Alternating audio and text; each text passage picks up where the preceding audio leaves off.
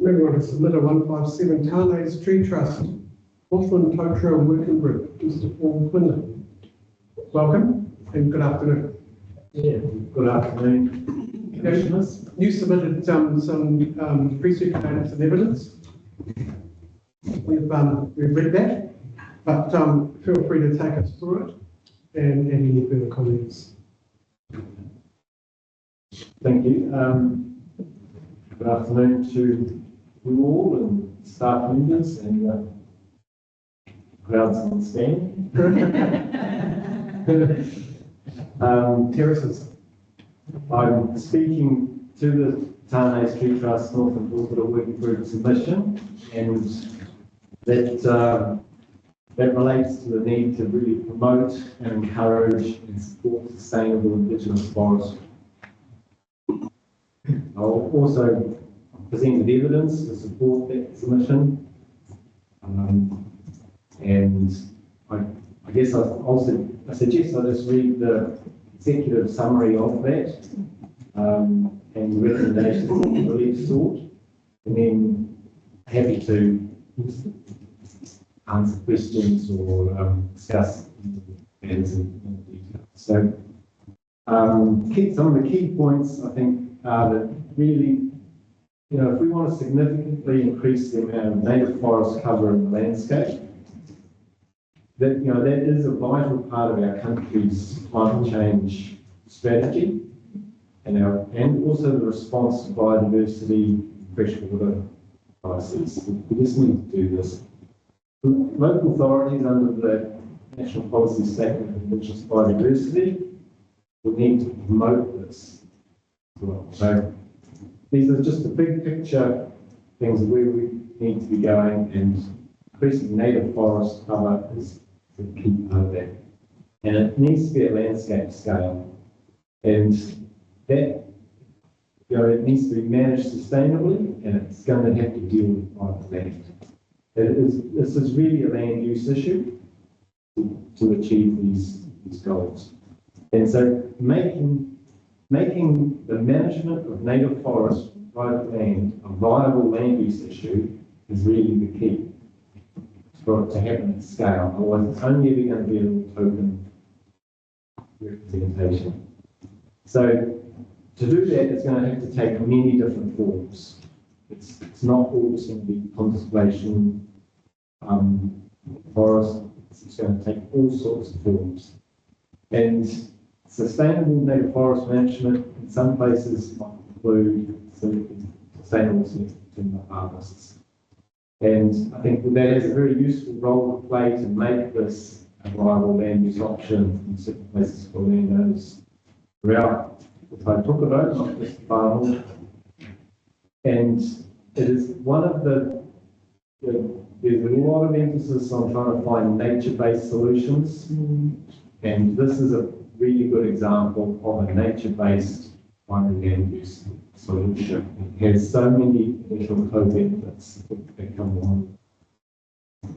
Sustainable harvests are provided for under Part 3A of the Forest Act, and they include sustainable forest management permits and plans. That's administered by Te Utu Rākau, Ministry for Primary Industries, and they strictly control the activities to ensure the maintenance of the forest's natural values and perpetuity. Now, the Forest Act sits it doesn't decide the RMA. It doesn't override it, or it's not subservient to it, so they both apply. Controls and protection via these NPI-approved sustainable forest management permits and plans, they affect a greater level of management and protection than is required on SNAs under the National Policy Statement of Indigenous Biodiversity.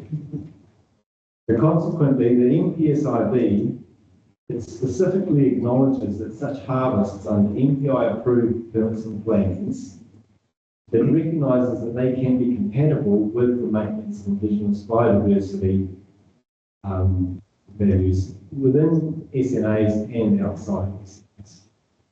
Now, when I look back, I think I could have provided a lot more evidence to support that. I haven't done, but I'm happy to answer questions and elaborate on some of that. My key point is really to support the if there's a permitted activity to do these harvests. And the key thing is we must not be required to get an additional resource consent to carry out a sustainable harvest under an MPI approved sustainable forest management permit or plan.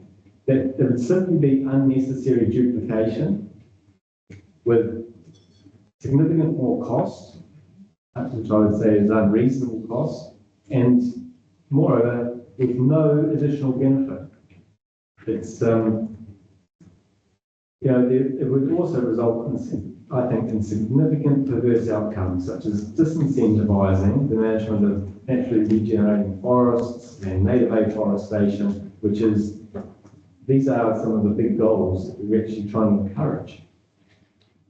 Now, Te Ururako had expert advisors that are very competent and experienced in assessing the effects of the potential low impact, close to nature, continuous cover, sustainable harvests, where we wish to determine.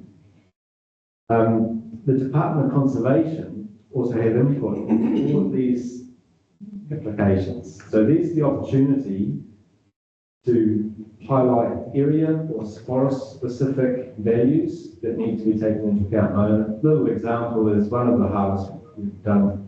We had a Department of Conservation ask us to go through the area first with kiwi gold to look for. It's nothing, but we did that. There's another $1,500 worth of cost involved in the harvest, but it was one of those things that the department required through this process that they have input into this system. I would say they also have the ability then to be saying, well, some of the natural character values and other values can also be highlighted in this process, and there's the potential to get effect to that.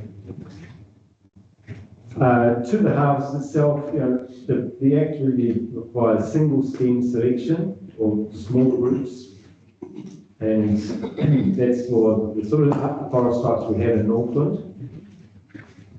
And this is a low intensity, low impact type of harvest that it does not result in vegetation clearance.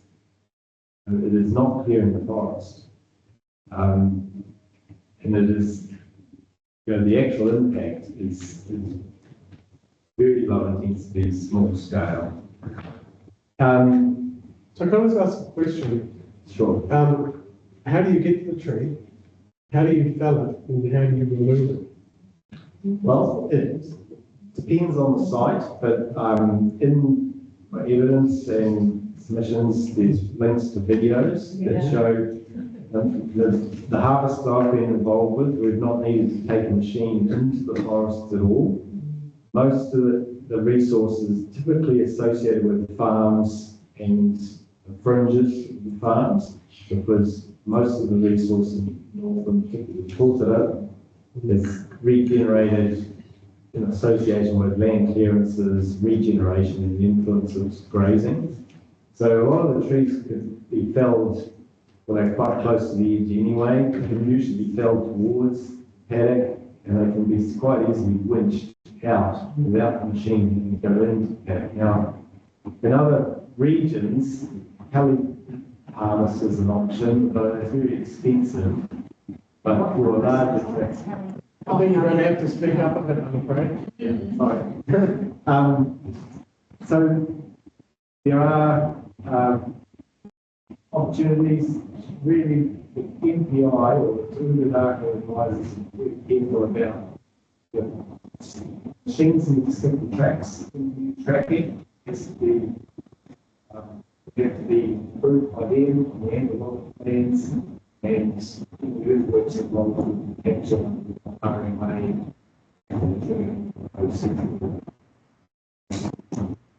on conditions, typical conditions on agricultural plans for There would be no tracking for coding, for instance, to all potential of experiencing with the buyback.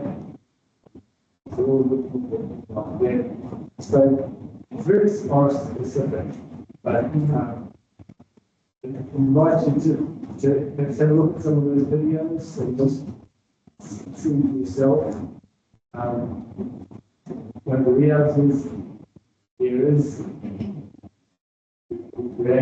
some disturbance, some holes, some light wells, but there is arguably also positive benefits from that regeneration, and be very happy to discuss that on the sort of the counterintuitive nature. Actually, where sometimes some harvest and impact can be counterintuitively accelerated to a much more cost composition. We have managed to have benefits and enhance natural values and species diversity. So it's not always a case of leaving it and not leaving is the best class to provide diversity management. Anyway, Well, thanks for that. Feel free to go back to your summary. So again, thank you, and feel free to go back to your summary.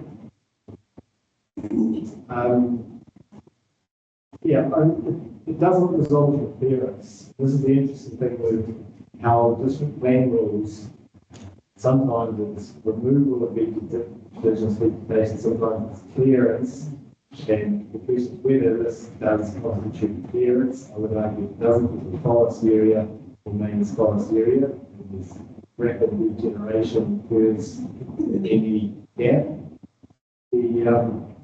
And I would also say that it is compatible with the maintenance, not just by diversity values, but also with outstanding natural landscape character. The impact is so small and not long lasting from forest grow and become change.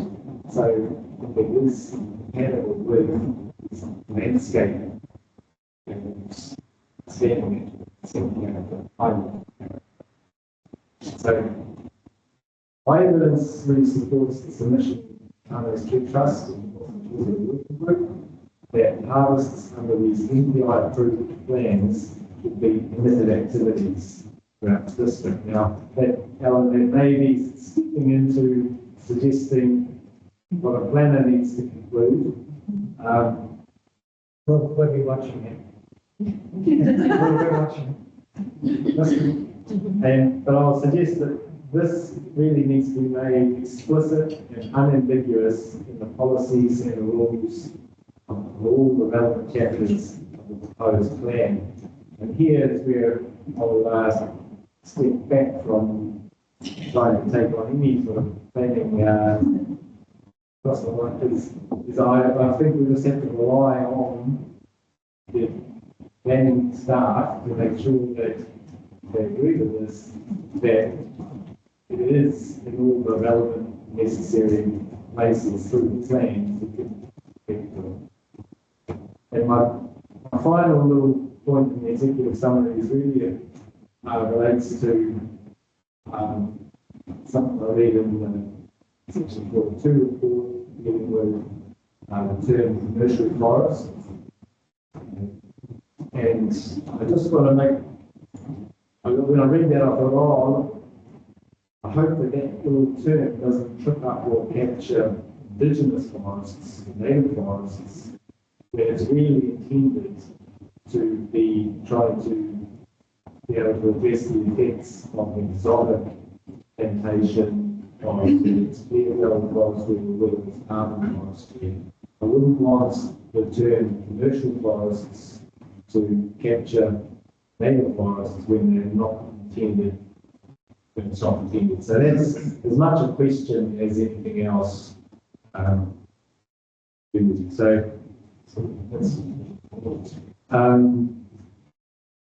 the recommendations are to retain the rule that IB R1 clause 12 which does permit the harvesting of indigenous timber approved under the Forest Act 1949.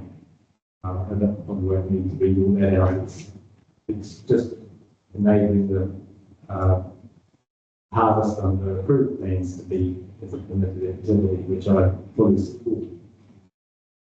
For consistency and to avoid ambiguity, I suggest this really needs to be replicated in all the appropriate places through the plan. So I'm not sure whether it should be in the natural features and landscape chapter, natural character and coastal environment. So if it's not, I feel just to remove ambiguity or I think it would be worth including.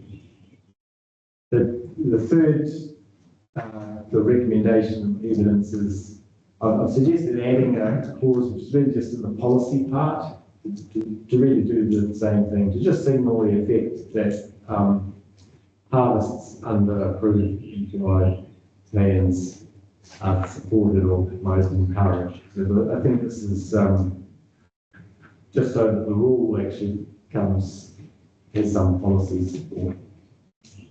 And finally, there's again the term commercial forestry. If you think that native forests or afforestation could perhaps be captured by that term, I would suggest qualifying it just with the word exotic commercial forestry, if that's the effects the land use you're really trying to control, perhaps the word exotic for that and just but I say it's as much a question as anything else. So again, I'm not sure whether the submission recommendations are sufficient to give full effect to this submission, or these things that I'm trying to communicate, and I guess we'll rely on the expert planners to give effect to the plan wherever appropriate and needed. Thank you for listening. Okay, thank you. So it seems to me that most of your submission covers existing areas of native forest on private land. I think that. Do you also intend it to cover the planting of a commercial indigenous forest crop? The timeframes mean this district plan is long gone before any planted or. I think in some ways yes, because this planting is a really important part of our overall strategy, but it is actually going to be a small fish generally, because planting is extremely costly. And the big thing here, and particularly in Northland, is natural regeneration. And we have vast areas on private land already and various states of natural regeneration. And this is the big opportunity to work with that process, to encourage it, and to work with it and complement it with planting. But we want to encourage landowners to manage and look after this natural regeneration. And that is also where most of the forests that may be applicable to some sustainable harvest will be naturally regenerated forests. And so some of that will be just in the stage of getting to that stage where some harvest is possible. And so I think it is important. And could you just quickly take us through what sort of matters you have to have regard to in obtaining a management plan or an approval under EPI? Sure.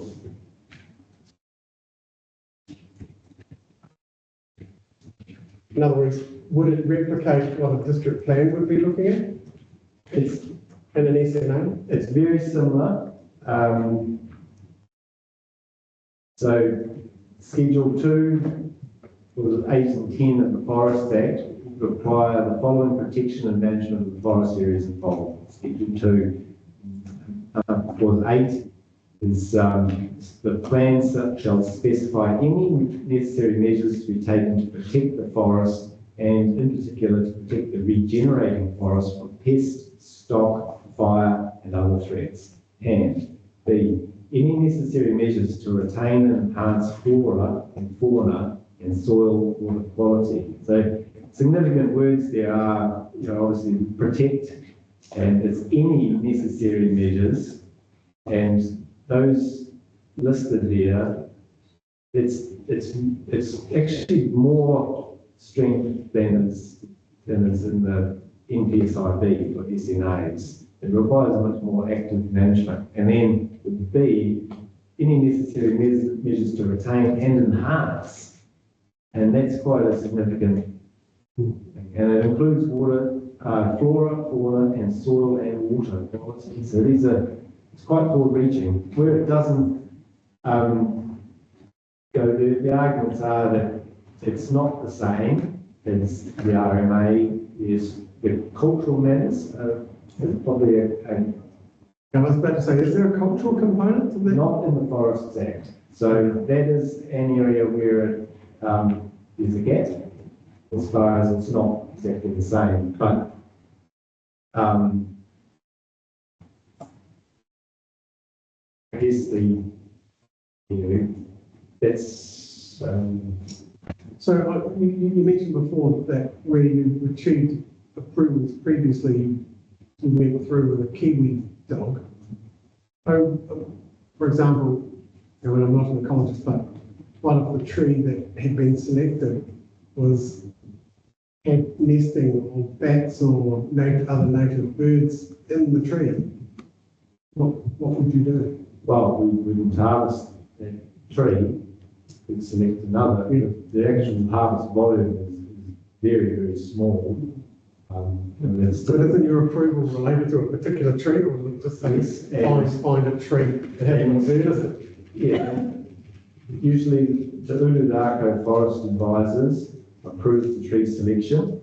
So we have a schedule of harvest trees that are measured, identified GPS, and they are approved pre-harvest usually. And afterwards there's also a post-harvest assessment, which I suggest is a very rigorous auditing and assessment process that would be difficult to replicate under, the district planning thing. So, and forest advisors that are very skilled and expert in that. So, I don't see it as difficult to accommodate these sorts of other values, and that's one of the strengths. I would say that Indigenous forestry is I would say the best opportunity for us to develop nature-based land use that is multi-valued, and manages to actually enhance the natural capital of the landscape while having some. It's not likely to be applicable. It's only a small part of the forest on the private land that will really be relevant to.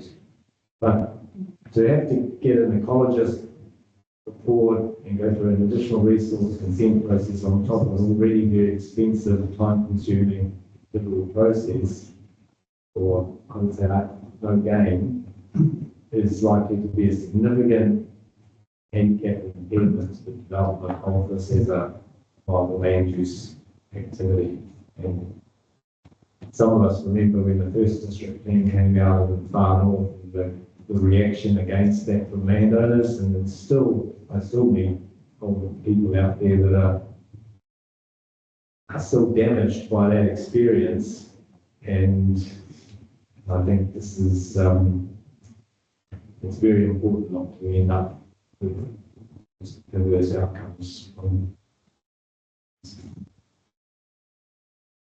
Yeah, that's pretty well structured in terms of what you put in front of us, Paul, is that, Very helpful. It has that section E, recommendations, and it's quite clear what you're seeking. So thanks for the clarity. I won't even say that you make it a plan.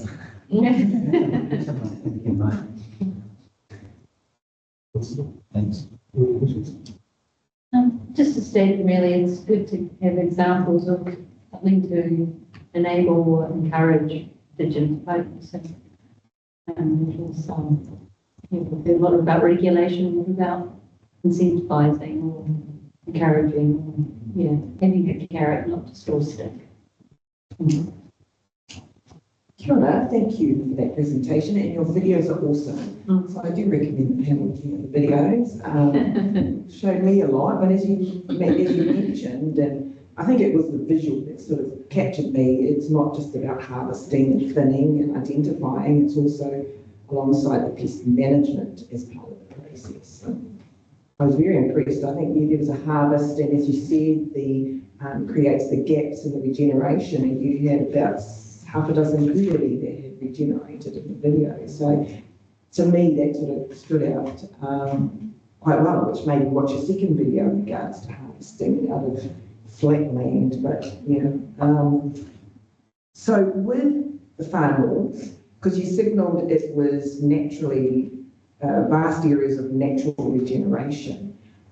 In the far north, we've had some submitters that have presented that have large land blocks, and they're all doing this conservation, restoration of ways and planting a whole raft of things and going alongside ecotourism and various bits and pieces.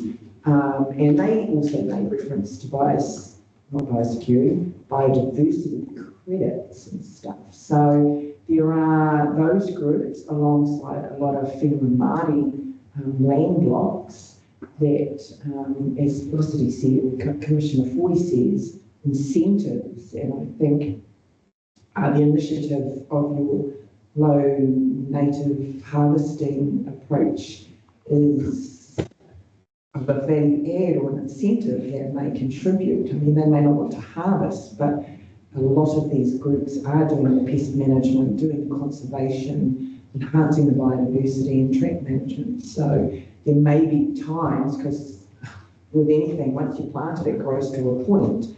And native vegetation takes generations. We've got some of these large land blocks with generation families on them. So your point in regards to, you already have to go through a pretty stringent process with MPI for approved plans, and what's come through the communications from our submitters is, again, resource consents, just to put in a track. So it lines up with some things, some other comments that others have made, but in particular,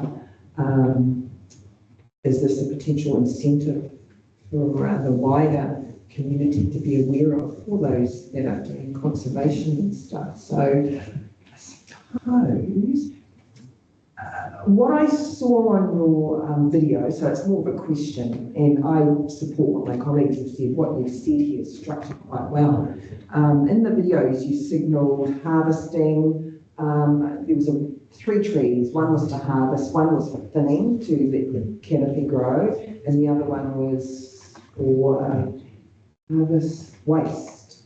So do you have, are there many, suppose, is that industry out there for taking this type of, I'm not too sure what you meant by waste when one of the trees was waste, I think it was.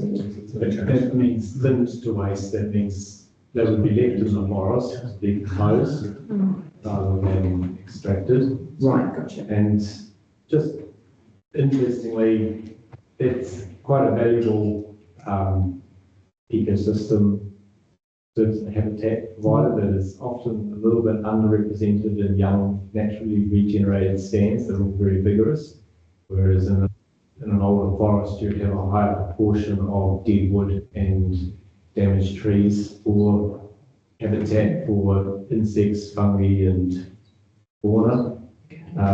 So this is again a little example of these counterintuitive things where actually some management, for instance, of ring-barked trees at times that have full form dominant trees, just to give advantage to better formed younger trees around them, those ring-barked trees have become homes for kingfisher, and so it's creating habitat that's at a greater proportion than you would typically find in a regenerating stand, but probably more akin to an old growth forest. So these are some of these odd things where actual management for productive purposes can be quite compatible or even enhance biodiversity values. And so that's on that. But thank you for your comments and about you're recognising that point of potential income streams to incentivise native forest. The ETF, the emissions trading scheme is one, but unfortunately the bulk of the regenerating resource on private land predates 1990 and is simply ineligible for this, even though it's got a significant amount of carbon sequestration to get of it. Biodiversity credits is a really interesting topic, and there's some really exciting and interesting things, efforts and initiatives been developed on that. Tūpaha family down East Coast area, for example. While I support that in principle, I'm very concerned that it may just prove to be all too complicated to actually come up with something meaningful that's quantifiable, auditable, and things. These are irreducibly complex systems that are very elusive to quantify and capture, and so while in principle forest owners should be rewarded for ecosystem services that are a public good, in practice it is yet to find a way to do that.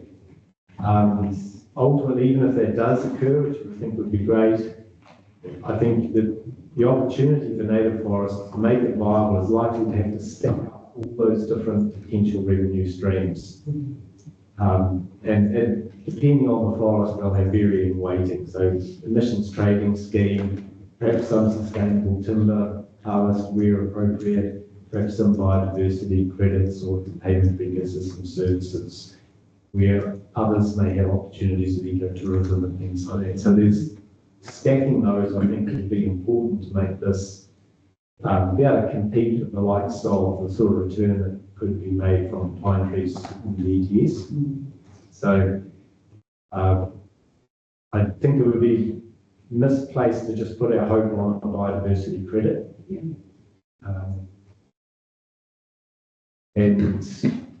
Just if I may have a couple of minutes just to perhaps talk about cultural things. This is perhaps a gap in the Forest Act that doesn't do that. I need to be careful that the practices that I'm involved with aren't necessarily representative of everyone out there who might enter the Indigenous forestry sector. We've recently done harvests. Went to Manawhenua first, Ngāti Rihia, in this case in Kapero, and discussed with them through the forest, showed them we've given them timber in the past for the carving school at Kirikiri. We've also donated timber again. We did the harvest according to Maramataka. It's specified, present at the time on Karakia. Some of the timber's gone. Then some of the other timber from the most recent harvest has gone to a carving project at Matiti Marae at Miti Miti. So for the Waharoa there, it's great to have a contingent from that marae there at the harvest, former Karakia at the tree that has been used for that project. Some of the other timber from that project has gone to Lani Apiata for a carbon project for the marae Te Waitangi, for the new entrance Wharenui. So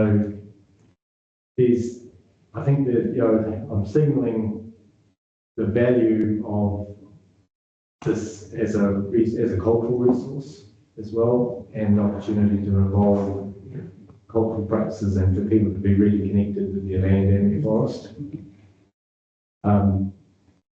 And on a bigger scale, the Northern Torta Working Group, the Torta the industry pilot, the opportunity is to develop a regional industry that is Maori-led and has a long-term intergenerational view and is creating I think again an exemplary example of a nature-based primary industry where natural processes and systems and cultural things and economics are all in an exemplary sort of a model, which is, I guess, my fascination with this whole thing is I think, if we can't do it with native forestry, what other land use has got that opportunity to come up with such a perfect little working model of how the world should be? Now, that doesn't mean that everyone's going to have the same values and things, so it is, I recognise there is important that Forests Act and all these regulation is there to ensure that the credibility of these credentials is maintained. Sorry. See once it gets started Only just to say thank you for your evidence, which was really clear and convincing. I'm really interested to hear what the staff come back with in response. Any solutions to what you're seeking? Yeah, just sort of follow up there. I think the reference, and I think we'll bring the staff and Mr. White. The reference to commercial forest is really from one of the NESs. That the NES has changed the terminology from it was production forest to commercial plantation forest to commercial forest. So that came out of the NES for that. Can you tell us what that did, whether that does include indigenous forest? So the new NES CF now has a definition of commercial forestry, which includes plantation forestry, the same as the previous NES, and then it's exotic continuous cover summary gravel, which is basically exotic carbon forestry. So any sort of permanent indigenous is not captured by the NES. What's a little bit unclear in my mind, because you're sort of doing low intensity harvesting, right? Does that still fall under the plantation forestry definition? Because plantation forestry definition isn't limited to exotics. I don't think there's a problem here per se. I'm just not quite sure. So the rules, we've got the exemption for what. Yeah, you've got the rule in there, haven't you? Yeah. I'm just wondering if harvesting is potentially kind of tripped up with the NES, and if we need to make any clarification there. But otherwise, general terms, it's kind of enabled by the rules we're proposing. I think what the question is whether we need to have another exemption in the outstanding natural landscapes and natural character. Yeah, I was going to say, did you agree with Mr. Quinlan to have the reciprocal policy in the natural character I probably section? want to talk to Malene about that and just think it through a bit more. I'm certainly comfortable in a general sense because there's an exemption for this in the MPSIP, so that makes absolute sense to my mind. We just need to consider if there's any landscape issues we may need to think about it a bit more. Right, okay. But in principle, I think it's really supported. Okay, so I think that sort of covered all of the relief set out in your evidence. So I think you've got probably okay, but need these council officers need a little bit more time just to clarify where there may need to be some tweaks. Potentially, yeah. Totally understand. It's good to get it right and take the time. So what will happen, so council officers will be responding to all the evidence presented at this hearing, and they'll be giving a written response, which will be publicly available, in a period of around 2 weeks. So you can keep your eye on that. There may be some further tweaks and recommendations to provisions as to matters set out in your evidence. So thank you very much again for your attendance and your presentation today. Thank you. You do a very important job. Well, so thank you for that. Yeah. Just as a general question, are there any other parties seeking any changes to those specific rules that you're aware of? We haven't done from commercial forests, changes to plantation forestry rules, but not from those. Sorry.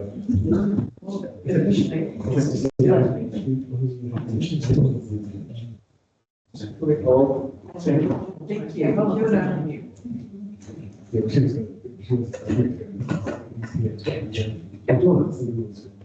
So we have Mr. Rendell and Ms. Newport. Do you guys want to play scissors, paper, rock to see who goes first? It doesn't worry me, I've got no time constraints on me. I realise some of what I have to say does actually follow quite nicely from what Paul said. Well, if it follows on, maybe you go and I'll wear a little bit of that. Okay. So welcome, Ms. Newport. You're here on behalf of Thompson Survey, is that correct? Predominantly on my own behalf, but because the Thompson survey submissions are a replica of my own, just threw them into the act. My submissions were lodged under my own name, not under Thompson survey, because surprise, surprise, there are some things that my boss and I actually don't agree on. Here you are. But in the case of these ones on this topic, they are the same.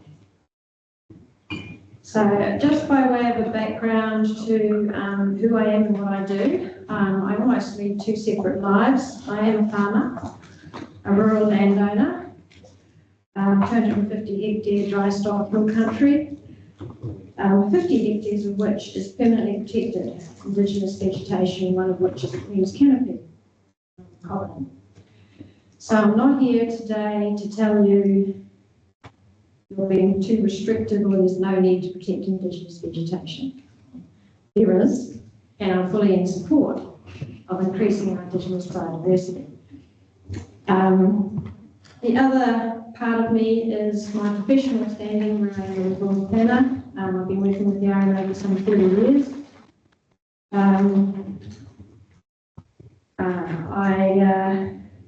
I've been a policy planner, I've been a consents planner, I've been public sector, I've been private sector.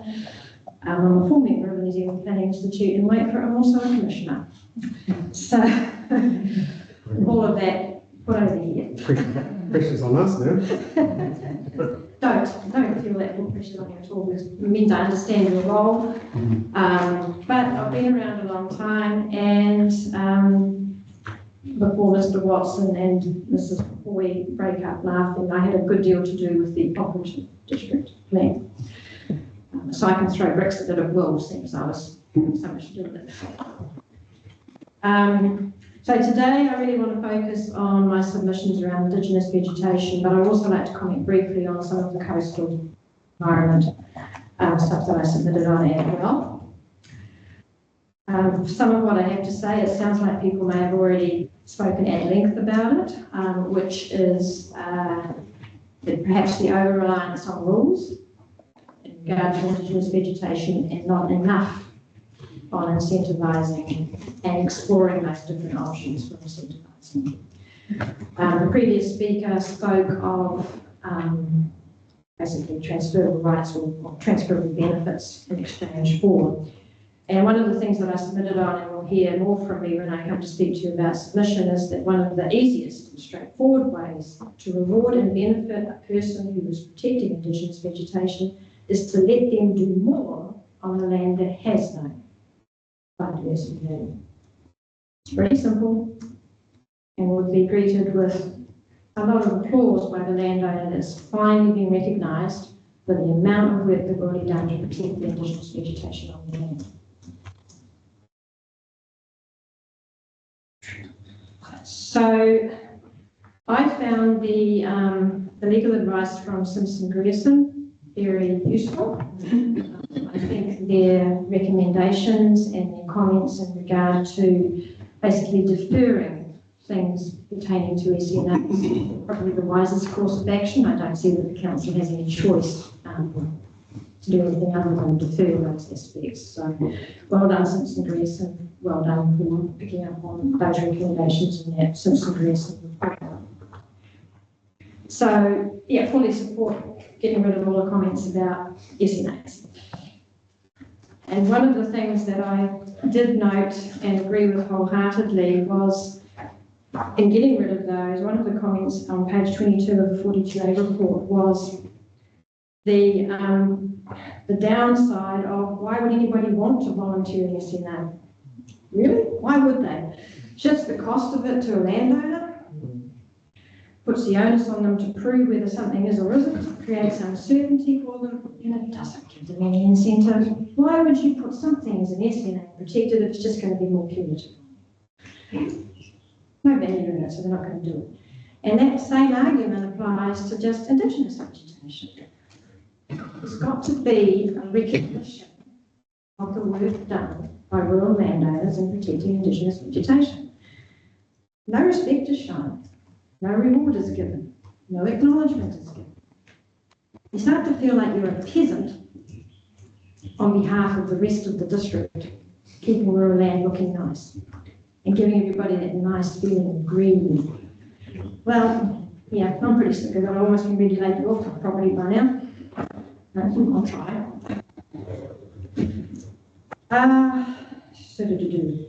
So I had one question in specific, and it is a question actually to the 42A writer. There was an inconsistency in the report recommendation for the wording of a rule. And that is to do with IBP4. It's already been... No, it was, as a commissioner, you know that the question would come from. Sorry. Yes, and that is... Yeah, sorry about that. Should have known. I don't have a problem with the fact that there are amendments to IBP4, but I noticed in 42A report, page 48, the wording doesn't match the wording in the appendix to 1.1. Okay, so you think there's potential inconsistency in the wording? But it's just different. Yeah. Okay, so, so have you answered that question? Or if you need some time, you could include it in your written response. Yeah, so you're talking about P4, and then I'll find it in the And which hearing report is this one? Is this the IB one? Yeah. Or have you had that one? What was the reference?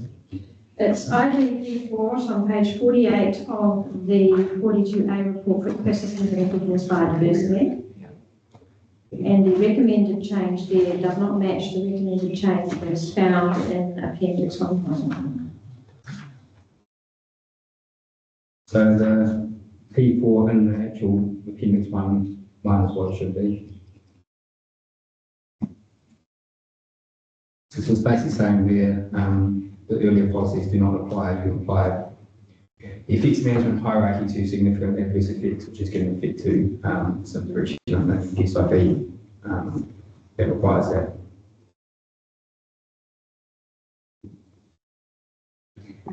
That would then beg the question as to the previous two policies, which I did submit on because I felt that the management hierarchy could equally apply to the coastal as the non-coastal. So policy P2 and policy P3 deal with in the coastal environment and out of the coastal environment. So there's nowhere in the district that they don't apply. So therefore, logically to me, P4 shouldn't start with the words where IBP2 and IBP3 don't apply, because there's nowhere. So in a way, I guess I'm saying that the rewording in the 42A report is superior to the one that's in the appendix. So through the chair, there's a question here more around the ability to offset or compensate for those adverse effects in P2 and P3. That's what I was thinking. Yeah, which is what's in the 42A report. In the report. Yeah. So just thought I would point out that discrepancy. No problem. Perhaps we'll leave it with council officers to clarify the response. It's a pity. There isn't one coming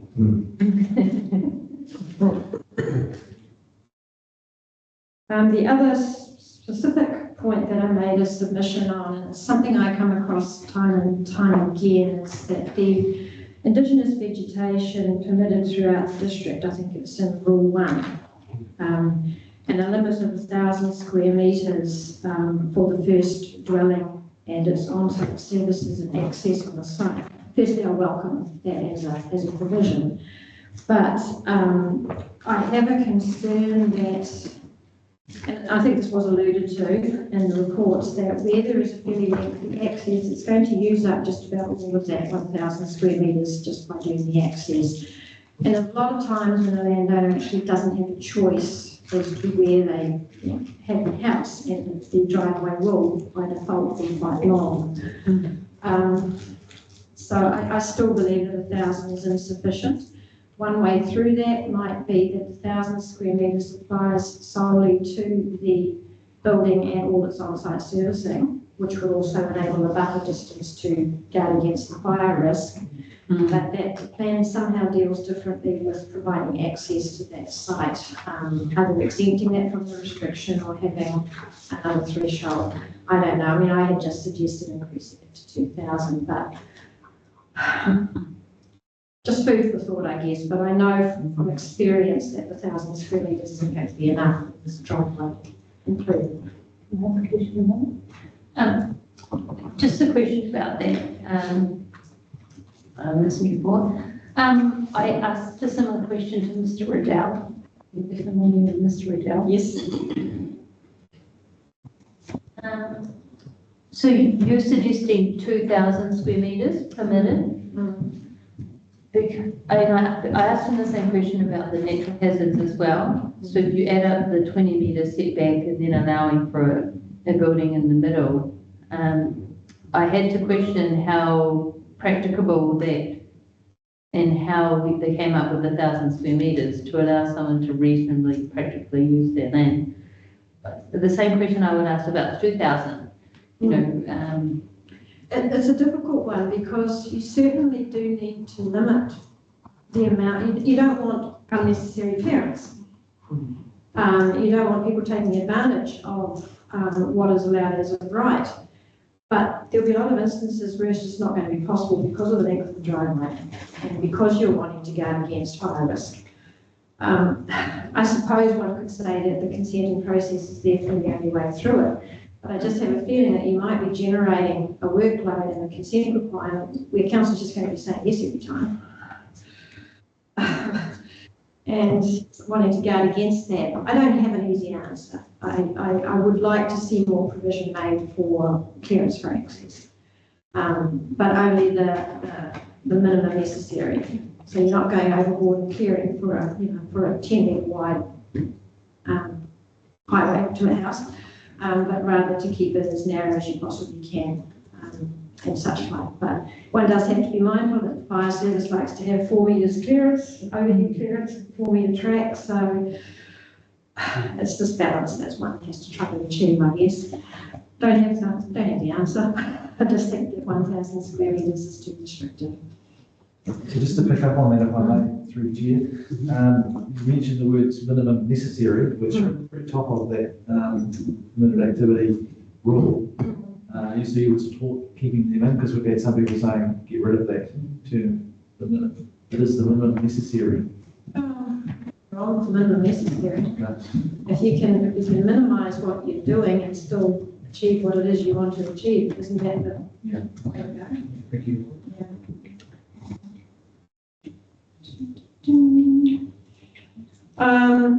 And this comes down to the rules now, where I find some of the thresholds that are now recommended drastically very much reduced from the thresholds as publicly notified. It seems very restrictive to limit indigenous vegetation on a very large standard tree. So you might have, say, 100 hectares of indigenous vegetation, and yet you're telling that person that they can only do 500 square metres. I realise it's per year, but it's a very different thing, isn't it, 500 square metres out of 100 hectares of bush from 500 square metres out of 1 hectare of bush. It's quite a different effect, it's quite a different impact overall because of the proportion of that particular habitat that you might be destroying. And so I just wondered if there was any scope for a bit of a varied approach to how much clearance as a permitted activity. I just think that it's overly precautionary as a reaction to taking out the SNAs to then restrict the amount of clearance you can do.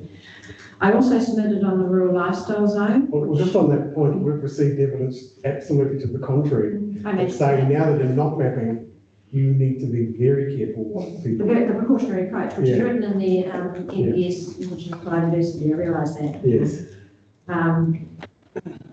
But I do wonder, I mean, the 42A report says it's arbitrary, as are a lot of rules. I was going to say every standard is. It is arbitrary. It's like 1,000 square metre rule, right? Now, because I was going to ask you a question about that, and it would seem to me that there could be some relaxation on it if it's likely to butt up against the recommendations of the fire service, who are reasonably conservative. I think everyone probably concedes that they probably require a lot. You know, they recommend clearance possibly more than. I'm not an expert, but what we hear quite a lot is that, you know, they're on the very conservative edge of how much clearance you should have. Is that your argument, that you need the 2,000 to allow for fire separation as well as and for the access for fire appliances? They're not going to go to a burning building and to the vegetation between them and the buildings on fire. So it's a conflict that exists now. So it's not a lot of people, when they have their accesses, they do like them to be nice and closed. And I guess one could say that where you might be starting with a blank slate and contemplating a development or a subdivision, you can sort of provide for that up front, but there's a heck of a lot of existing sites in this district that are almost entirely covered with highly inflammable vegetation. What do those people do when they come to develop? And there is that conflict between protecting the habitat but also guarding. I mean, having said that, it seems to me that most rural subdivisions are required to have a tank just for firefighting, right? So you'd say there's some. Get to the tank. Does that partly mitigate the need of vegetation clearance? The fire service is actually a dream to deal with. I'll say that for them right now. In case any councillors think they're difficult, they're not. They're wonderful. I deal with them quite regularly on this very point as to what would be alternative firefighting water supply and how that fire risk can best be mitigated. It often involves the quantity, the location, the accessibility of that alternative firefighting water supply in relation to how they get to it and how they then utilise it. For instance, you don't put the water tank on the other side of the house where the truck can't get to it and there's a flames are coming the other way. Or near the burning access way. Yeah, exactly. So I am talking mostly that there is that conflict now and the person gets into the position of needing a consent one way or the other. So I don't know the answer again, really. I'm posing questions without having a definitive way of getting through it. I've got a question about the matter you brought up about the size of the stand of Indigenous biodiversity on your site. Then I'm not sure if you brought that up, but also the actual size of the title itself. You know, if you have a 1 hectare title or a 200 hectare title, or if you bring up 20 hectares of Indigenous bush or 1 acre of Indigenous bush, there's no differentiation in the rules. Indigenous vegetation doesn't know a boundary. Yes. Indigenous vegetation crosses boundaries. So it's not the size of the title. Okay. It's actually the size of the habitat. An example, you may not know that this occurs. One of my QE2 open space prominent areas is some 35 hectares in size, but overall, there is 90 hectares protected between 3 landowners. There is no internal fencing. The protected fencing is around the perimeter of all 3 properties containing value indigenous vegetation. So that's answering Commissioner Ford's question. It's not property boundary, it's the actual habitat size and extent. And the point you raised about, for example, clearing 500 square metres of the habitat size, compared, if you've got a large habitat, like the example you've given, or a small habitat, in terms of any rule written, I didn't see any examples there of how that might be written to be enabling to the person who's providing a large habitat, for example. It's, as I said, it's no arbitrary limit that's been imposed. I think it's too restrictive at 500, I prefer to see 1,000. It's as simple as that. I also raised the point that the rural lifestyle zone seems to have been lumped with other zones, and yet these properties can be 4 hectares and are intended to be 4 hectares and will potentially contain large areas of habitat. I just wondered whether it was wiser to have put them as either a separate category rather than just lumping them with other zones, because they are actually a larger property size than all those other zones referred to. So that just seemed to me to be a bit of a gap, that rural lifestyle zone, lumped with other zones. I think, as I said, a lot of submitters I gather have already spoken to you about incentivising, so I really don't think I need to say very much more on that stance. I did lodge a further submission, I think supporting federated farmers, and that was in regard to cats and dogs.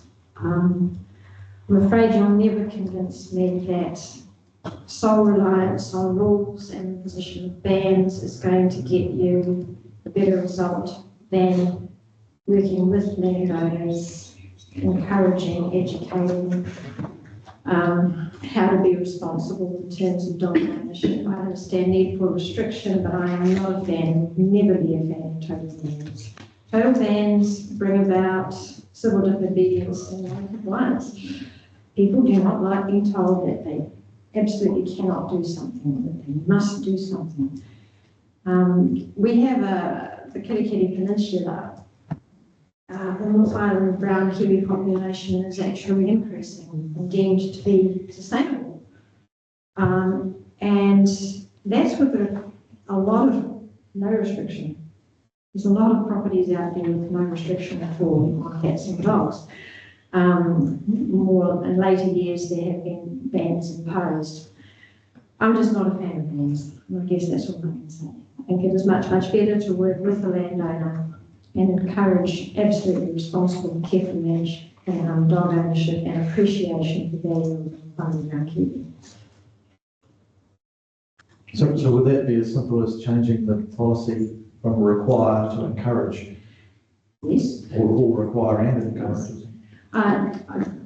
And also like to draw a distinction between high density kiwi, where you know that if you walk out your back door at night, you're probably going to hear a kiwi or even see a kiwi.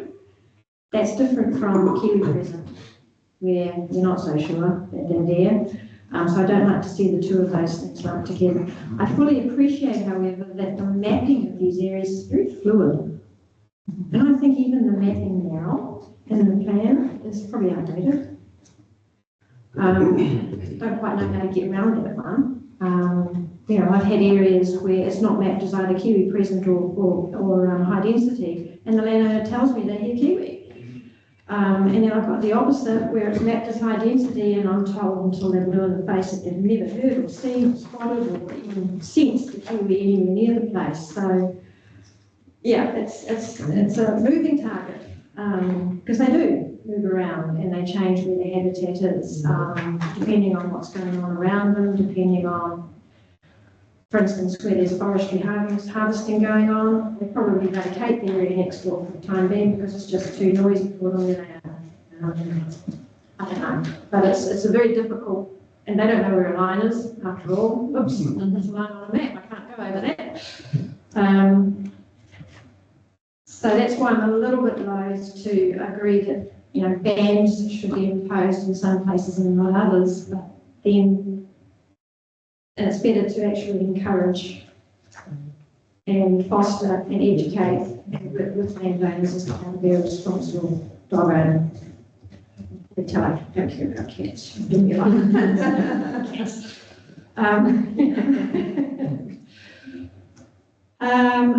I did have other comments, but to be honest, I think you've heard them all before because they were mostly about too much reliance on rules and the need to introduce more incentives. Certainly heard that message loud and Yeah, clear. okay. And we've engaged with a number of presenters this hearing on how that can be achieved. Yeah. I mean, my property has more indigenous vegetation on it now than it did 30 years ago, which is how we want it. It naturally regenerates, and it's got more of it now. So, you do quite well without rules, being told what to do. I'm not going to bother commenting on natural character and natural landscapes. I made very few submissions in that regard.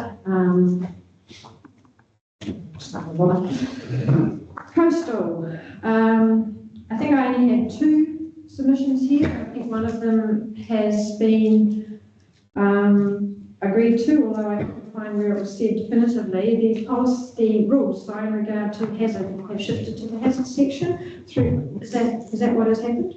Correct. I believe so, yeah. Yes. That's fine.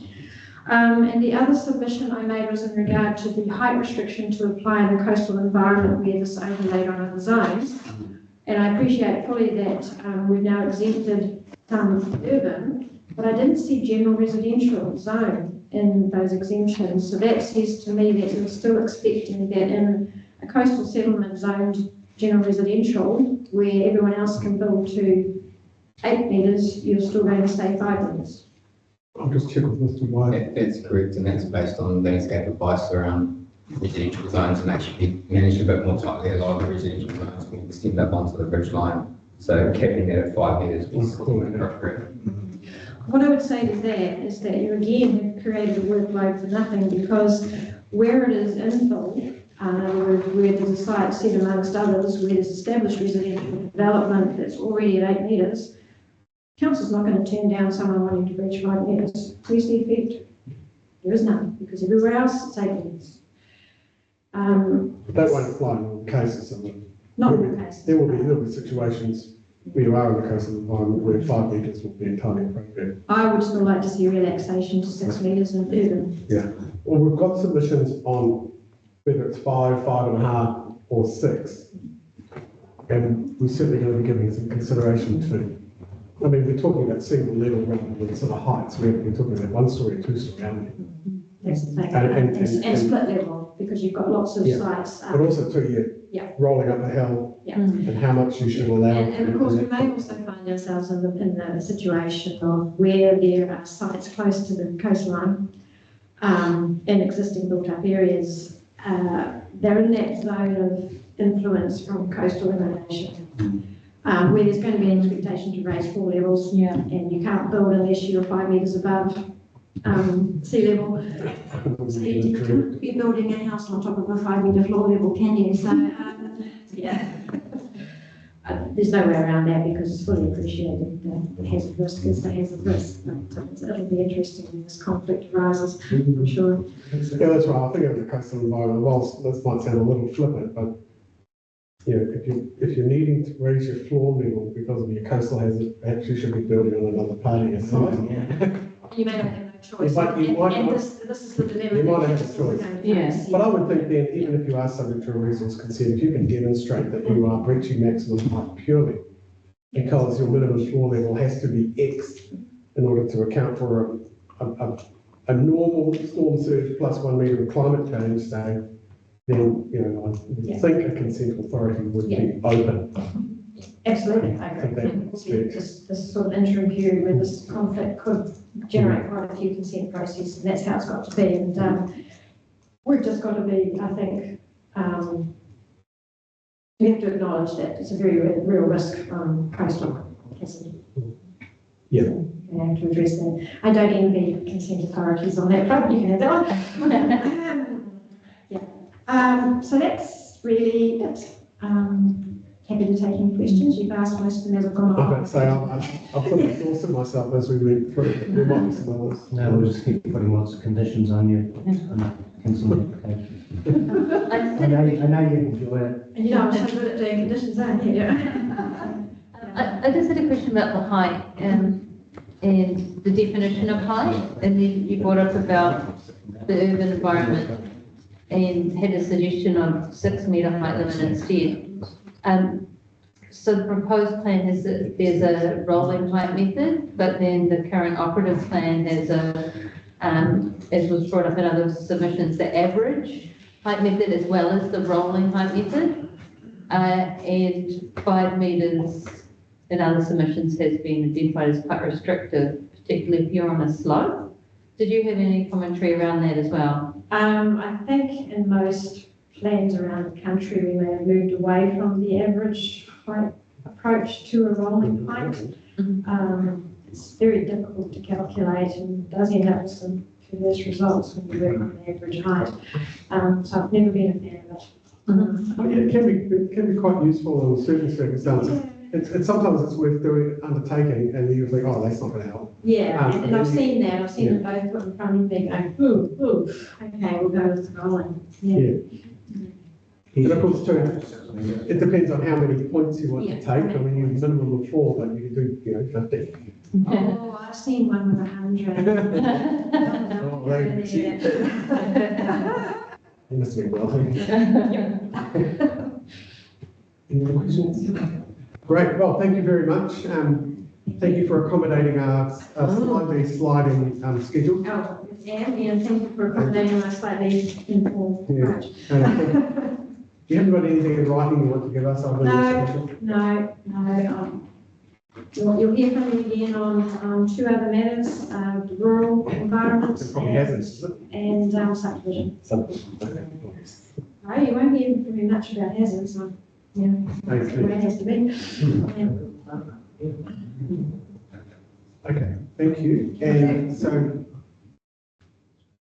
Mr. Rendell, you are the last submitter on the last day of the hearing, so please come up and take a seat. We're not going to rush you. Thank you. I'm pleased the sun came out. We've weathered the storm. I find it hard to follow all these experts in planning here, but I'm just a little old bloke from Pai here, just trying to defend this property. So,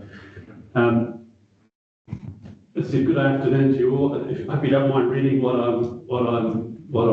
my thoughts are, I thought it's easy, so it doesn't confuse myself. You're not an expert, so you're my name is Chester Randall, and with my wife Louise, we're the sole directors of Bayswater and Limited, who's the party that put in the submission.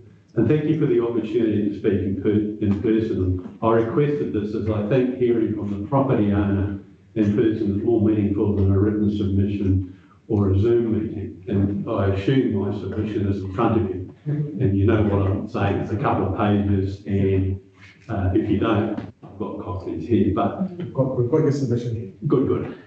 Have you read it? Yes. Yes, oh good. My property is located on the Paihia waterfront and borders the Williams Memorial Church, or St Paul's Church. It comprises 467 square metres of land, 2 buildings, one a colonial building that was first constructed in the mid-1880s and added to in the 1920s. The current use is a JFC restaurant, just on the ground floor of that building, and my own accommodation, or my wife and I's accommodation is above that. There's a rear home that was built in the 60s, it's currently run as holiday accommodation. My wife and I have owned the property for 40 years. My submission speaks for itself, and the comments made against each item that I have queried, the words of my consultant, planning consultant, Rebecca Mackey. You probably know Rebecca. She's a lawyer. A lawyer, sorry. Too many people claiming to be planners. Yeah, I think she calls herself a planning lawyer. She doesn't charge, she doesn't charge like a planner. No, well, you obviously know her well, and you know she is unwell, and in fact is retired. But as the layman, the language used in these types of matters are hard to get one's head around, but I think you can see that most of the comments to the items are like unworkable, this cannot be achieved, impractical, they should make it clear, not appropriate. Bay of Islands planning also ran their eyes over the proposed plan, and they made points on my behalf and made points against each category similar to the above of Rebecca's. Quote, new rule has what purpose? Ponder this if actually required. Practical implications not taken into account. Should oppose. New rule and is unworkable as it cannot be achieved. Cannot comply and the standard is not clear if it is from the boundary or the structure and so on. The point I really want to reinforce is that I've been here before. In 2005, 2006, a group named the Pioneer Heritage Precinct Society had thought up an overlay plan on my property and a few others around me about what they thought were historical values in the area and what they thought should be done to preserve them. I should add that no one from that society ever darkened my doorway to explain to me what they wanted to do, and it was just a fluke that I found out what they're up to and managed to defend my property. Like the current option, what the Pioneer Heritage Precinct Support Society wanted me to do was too draconian and was virtually extinguishing my property rights. The historical elements of this immediate area have been well documented over the last 180 years. Everything that needed protection is protected to this day. Long story short, I had to defend my property rights against this society, the Pioneer Heritage Society, in the environment, and by retaining lawyers, Rebecca, at great cost. In today's terms, the money was around probably $60,000, and I'd suggest that to do the same thing today would probably be double or triple. The outcome of this environment called exercise is also included in my submission, which is a consent order between all parties, including the NFT, signed off by Judge Newhook of the Environment Court as to what we can do and what we can't. And then 10 or 15 years later, along comes another Heritage New Zealand or another organisation that says, no, we know what's best for you, but I have an environment court consent order. Oh yeah, doesn't matter, we're more powerful than them. Well, you know, as an example, the proposed plan says I can't put any new buildings within 20 metres of a heritage resource. My property's 11 metres wide. You know, do the maths. It's nuts. So here's my issue.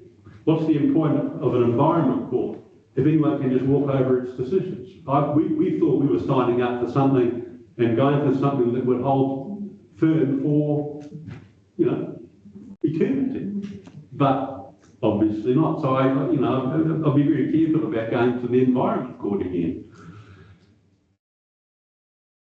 So you're doing this today. There will be work for the Environment Court to do in the future until the next entity decides what's best for everyone and overrides this process. My view, it has to stop. My request to you all is I want my property, 40 Marsden Road, Pioneer, currently Area 5 on map 89, which has its own rules, be exempted from this plan change. It is a battle that has already been fought. That's my less than 7-minute submission. Thank you very much. I'm just looking, I'm actually just looking on Google Street View at your property, and so you're the sort of the sort of two-story colonial house with the big front yard. Yep. Yes, I know one. Yep. And I think I might have eaten at your restaurant once. I might recognise you actually.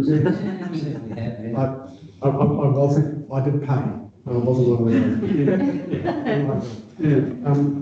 But do I make sense? Yeah, well, so, I mean, obviously today we're not dealing with heritage issues, we're dealing with coastal. Yeah. So I'm assuming you're here for the coastal overlay. Well, there's coastal overlay, but that fixed, the heritage is a part of it as well. Yeah, so that, obviously, We'll be Well, I've got doing- another meeting to come to. We'll do, yeah, we're gonna do, this isn't the heritage hearing, this is the coastal natural environment and biodiversity hearings, but your site is subject to a coastal, well, it looks like everybody on that whole side of the street, everyone within the mixed use zone, which is the band of properties adjoining the coastal frontage, is in the coastal zone, in coastal environment zone. So the relief that you're seeking is that the coastal environment zone be removed from your property. As in, been there, done that.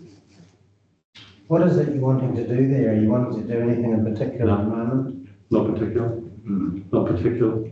The consent order allowed me to take that building, or that shape, if you like, forward to the 10 metre back from the street frontage and free up the back of the property.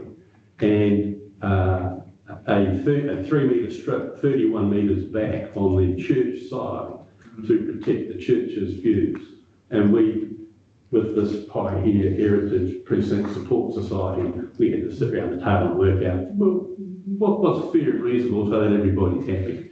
And that's what Judge Newhook put together, and we agreed with it. And as I said, as far as we were concerned, that was set in stone. But it just seems that the way it's tossed aside as if it's a matter. And I thought it was a pretty powerful. Then, my research on that, it comes from, I don't know, the High Court instead of a higher up court, and so these sorts of organisations can overrule it, which is very disappointing to say the least. But no, we have no plans. But someone years ago we had a look at it, and someone said we could put 25 holiday accommodation apartments on it. Okay, that makes it a valuable site. We probably can't do that anymore. I don't mind. Funnily enough, we feel more like caretakers of the property than owners, because that waterfront pie here used to have old houses like mine all the way along the front, and I've got a photo in the restaurant of what it used to look like in 1922. And it's a pity mine's the only one left, and it's quite special. It's not worthy of a historic category because it's been hacked around over the years, but it's still there. It's not too bad. Wonky floors and all. Yeah, so, yes. Okay. Well, I certainly understand your argument for the coastal zone applying. Bad news for you is that the other elements of your submission that relate to heritage outcomes, you'll be getting notice of that hearing, and you'll be certainly invited to come back and make your submissions regarding. I get you. Sorry, my mistake. Yeah. No, that's okay. This hearing isn't covering absolutely everything in your submission, just that bit about the coastal environment. You will be having the opportunity to make further submissions on those heritage matters later. But does anybody else have any questions? No, cool. Other than maybe some more good news, but just my looking at the maximum height standard in the coastal environment excludes pie here.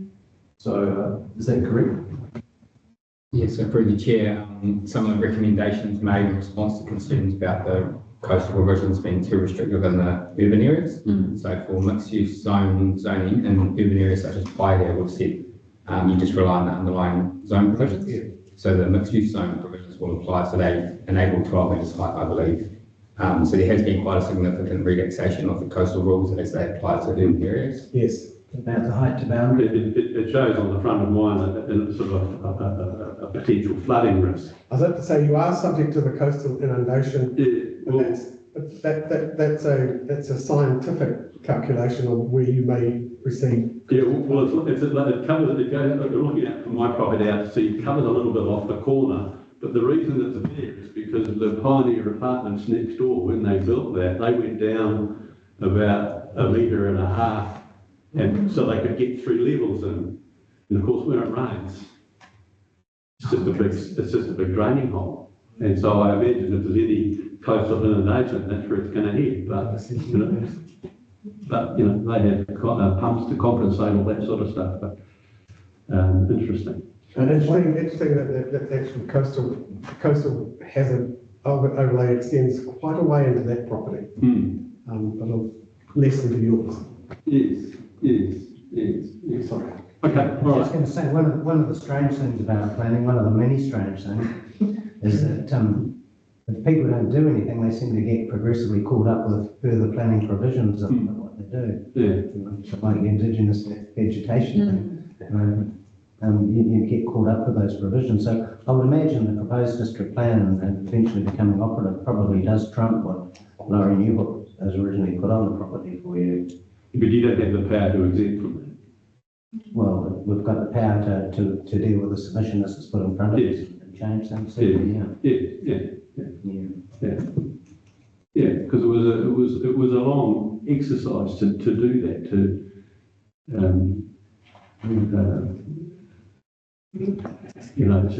with Rebecca all those years ago, and as I said, writing out checks like all the time is okay for a once, but not again and again and again. That's important.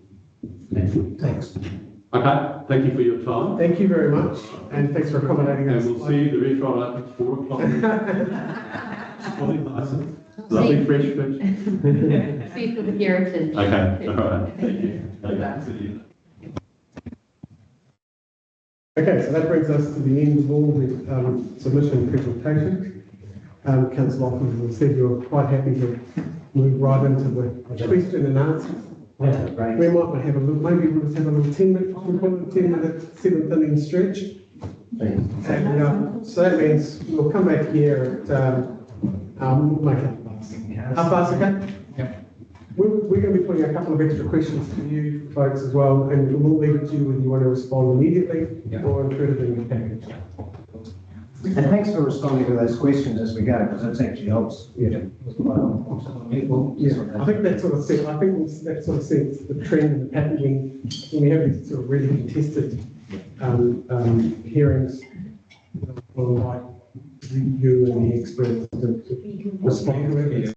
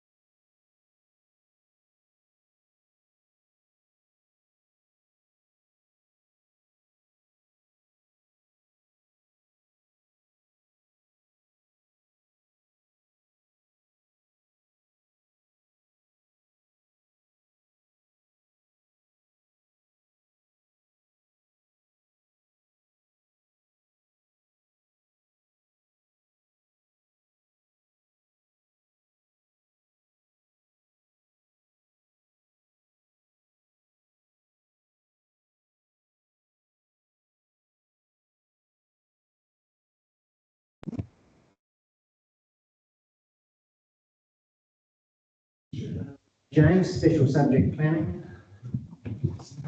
Probably far better subjects to be experts on the planning.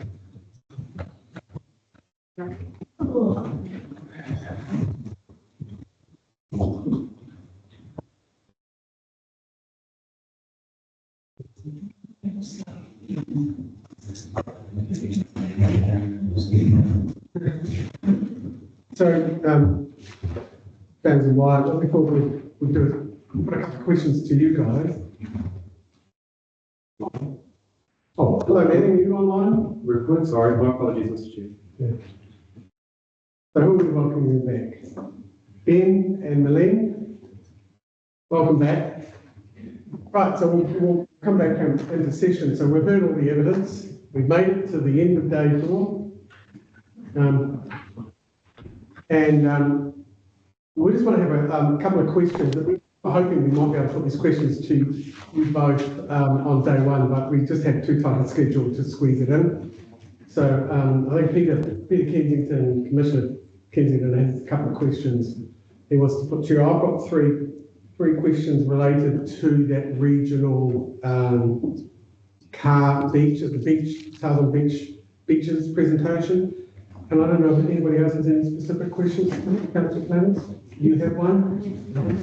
So there's probably about 5 or 6 questions. We'll put them to you guys now. I'll give you the option of responding to them today and or in writing later on. Okay, thanks guys. First question for me is under the natural character chapter, and it's a specific matters of discretion relating to, we've talked a lot about effects on characteristics, qualities and values of natural character, and there's one of the matters of discretion under R3, where we've only got characteristics and quality, so the values is not mentioned in that one. Just wondering if that's just a bit of an omission. Happy to reply to that. Is it okay if I just jump in? Yeah. Sure. That's an omission. Cool. It was easy. So just remind me again what rule that was, Peter? Natural character rule R3, matters of discretion. A.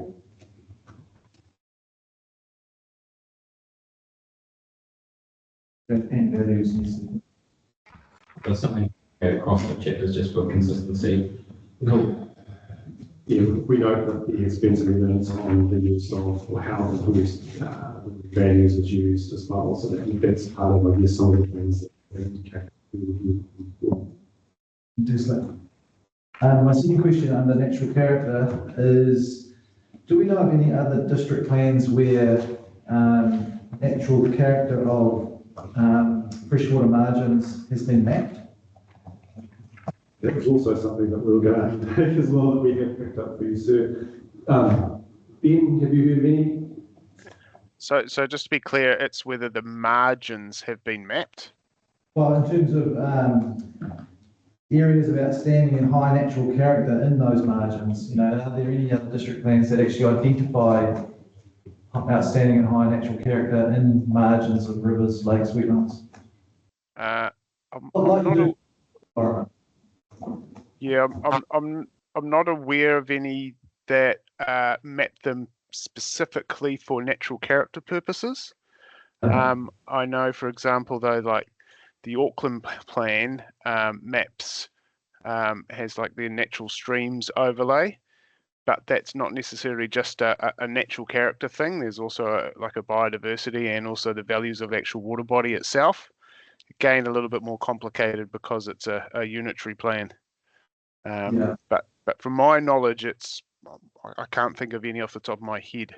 But I can come back to you and if you want us to have a bit of a look around. Yeah, I wasn't aware of any either, but I just thought, given the flavour of some of the submissions, they're sort of suggesting that might be helpful, but if it's not done elsewhere in the country, why would we do it here in Parliament? I guess it's the flavour of the question. Correct, and there's no sort of direction from above that's suggests that we need to. And again, if we think about it as, it hasn't been identified as a particular resource management issue that needs addressing either. Okay. Thank you. My next question is in the coastal environment. Well, really it applies to all of the overlays, but I looked at it in the coastal environment. In terms of renewable electricity generation, and I'm thinking solar farms here, what provisions in the overlays would capture a proposed solar farm in one of these overlays, and would it require consent? I couldn't get it through as a permitted activity, for example. Generally, all the rules in the overlay text would apply to a solar farm, for example, and I imagine that would require, it would breach the permitted activity thresholds for structures and for earthworks and vegetation clearance, particularly not vegetation clearance. So generally, you get into RD discretionary kind of territory, and then you've got policy direction also when you work with electricity generation, which kind of talks to interactions with these overlays. Yeah. There's still a bit of work to do to fine tune that in the relationship, but as a general principle, they'll require consent under the overlay chapters, and you need to demonstrate how you comply with relevant policies. Right, so we've got some national direction about promoting renewable electricity generation, but what the plan might be saying is don't put it in these overlay areas, put it in other areas. There's still a bit to work through, and this relates to infrastructure as well, and just about, the national benefits of infrastructure, or regional benefits of infrastructure, and how that's to be reconciled with directions to kind of avoid or manage effects on these overlays. Yeah. I think we need to work through that more on that topic. Yeah, but as a general principle, there should be a way of reconciling that policy direction. Possibly coastal hazard risks might come into play with the choice of doing. Mr. Chair, my experience is the functional requirements of solar farms are probably unlikely to butt up against the factors that cause these things to be subject to overlays. So, particularly for just functional need, maintenance, things like that. So they tend to like all the areas of flat land and near to or very close to areas where they can put their power back into the national grid. So I think it perhaps might be unlikely in terms of a solar farm. You might have one in the coastal environment, but you probably wouldn't be proposing one ONC or HNC when the threshold for effects was a little higher. But you might be able to meet that avoid significant adverse effects kind of threshold in the coastal environment. Yes. Okay, two more questions from me. The next one is probably a question for Ms. Absalom, and it's to do with a matter we looked at this morning in terms of the areas of forestry within the ONL overlay that you're recommending be removed from these ONL overlays. I'm aware of an Environment Court decision, I think, from to do with Matakana Island in the Bay of Plenty, where my understanding was that pine trees, for example, in a plantation could still be considered to contribute to an outstanding natural landscape when the whole thing is got back all together. And your approach seems to be a little bit different to that. Is there any kind of further advice you could give us in that regard? Yep, by all means. Principally, my report was responding to submissions from a number of forest owners who were making submissions requesting that the overlay not be over their forests. In principle, I support the removal of ONLs from areas of legally established forestry, because in my opinion, the presence of non-indigenous tree species that are planted in rows that are all the same age will undermine the natural science factors, the aesthetic and experiential values associated with an average ONL. I think the Matakana Island case was quite distinct and different in that that is what Matakana Island has for many years had on it and what it is known for, and it doesn't have anything else other than the pine trees. Unfortunately, the forestry owners who made these submissions didn't tell us where these overlays were. So I guess my starting point was go and have a look on the district plan maps and ascertain where there was an overlap between what appeared to be forestry on the aerial photograph and what was an ONL over the top of it.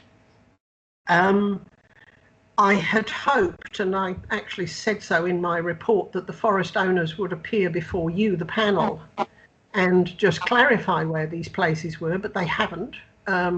So we're still left in the dark. It may be that they were just making a general submission point that the two things don't go together. I don't know. As they haven't appeared, we can't be sure of that. But I have identified within my appendix where there is an overlap. And at this stage, my recommendation is to remove the overlay from the forestry areas. Having heard the discussion earlier about this, it occurs to me that in the absence of exotic forest owners explaining where the problem is, I could have a look at the assessment worksheets for each of the areas that I've identified in my appendix. And if forestry appears to be part of the landscape which is described in those worksheets, then the retention of that forestry, and thus the overlay over the top of it, could, in my view, stay as in the notified maps. So I would not be uncomfortable with the forestry staying there once it is established that it is part of the landscape that's been identified as being worthy of identification as an ONL. But I would need a little time to do that, and we'll do that before we complete our written response to you, so I can give you some recommendations within that. I just want to make it quite clear that that's applying to the ONL overlay, but it does not apply to HNC and ONC overlays, where my resolve to remove the overlay from forestry areas is much stronger. Thank you, that's well understood, and I appreciate you looking into it further, because the one that really stood out for me was area 2 in your appendix. For area coast, east end, so the forest is right in the middle of this ONL, and if you took that out, it's kind of severing it somehow. But yeah, I'll let you look at that and come back to us. That'd be helpful. Thank you. I will, yeah. My last question is, in the natural features and landscapes chapter, we had some submissions saying that the chapter should be renamed Outstanding Natural Features and Landscapes, and the officer's report is no, we can't do that because the national planning standards have already set the name of this chapter, which piqued my interest, and I went and had a read of the national planning standards, and sure enough, that's correct. But when I read what the national planning standards are requiring for this chapter, it doesn't limit it to outstanding natural features and outstanding natural landscapes. It also includes consideration of significant or otherwise valued features and landscapes, including provisions to manage other valued features and landscapes. So that's the landscapes that are not outstanding. It's kind of the other valued ones that aren't every day, that they're still valued, but they're not quite outstanding. And that seems to be a bit of a gap in this chapter, which is concentrating only on outstanding natural features and landscapes. Is there any response to that, or maybe you can come back to me when you've had a chance to think about it? That would be helpful. Just to clarify the question, so essentially, the question is about, is there a gap in the framework to cover other landscapes? Is that the nub of your question, sir? Yeah, in response to the national planning standards requirements.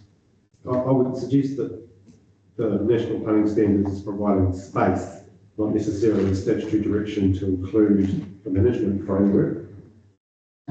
Yes, the national planning standards say, if the following matters are to be addressed, so if anyone address them, then they need to be in this chapter. Yep. Council deliberately focused on outstanding natural features and landscapes, so that's just the focus and scope of that chapter. Yep. That's not saying that you couldn't address other matters, but what was notified and what we're working with is direction around outstanding natural features and landscapes. So the planning standards don't require you to include stuff on other natural landscapes. Yep. It just says if you are to do it, then they need to be in that chapter. Oh, well, that's helpful. So it's not a gap, it's just something that could be added in later on, potentially, if the council decides to do that, and then you have to go through a process to do that. Okay, no, that's a helpful answer. Thank you.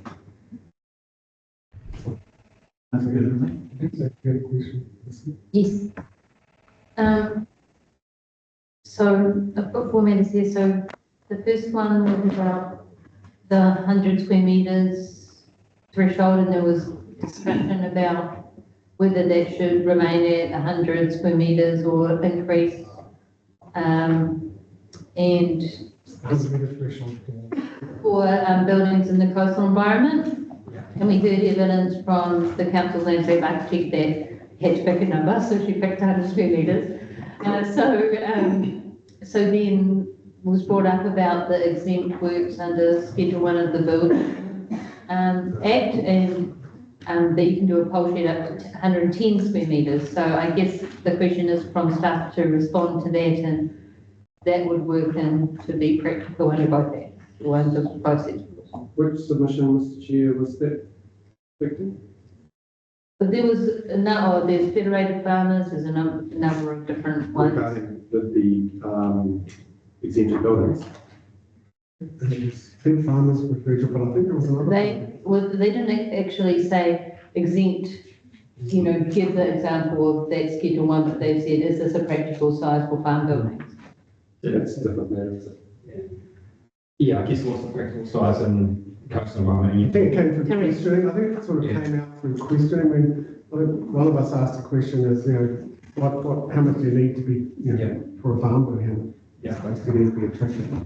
So I guess the response to submissions was sort of said 25 metres in ONC, 50 metres in HNC, and 100 metres outside in the other coastal and outside. And you were saying, could this be increased to 110. Essentially to align with building that requirements?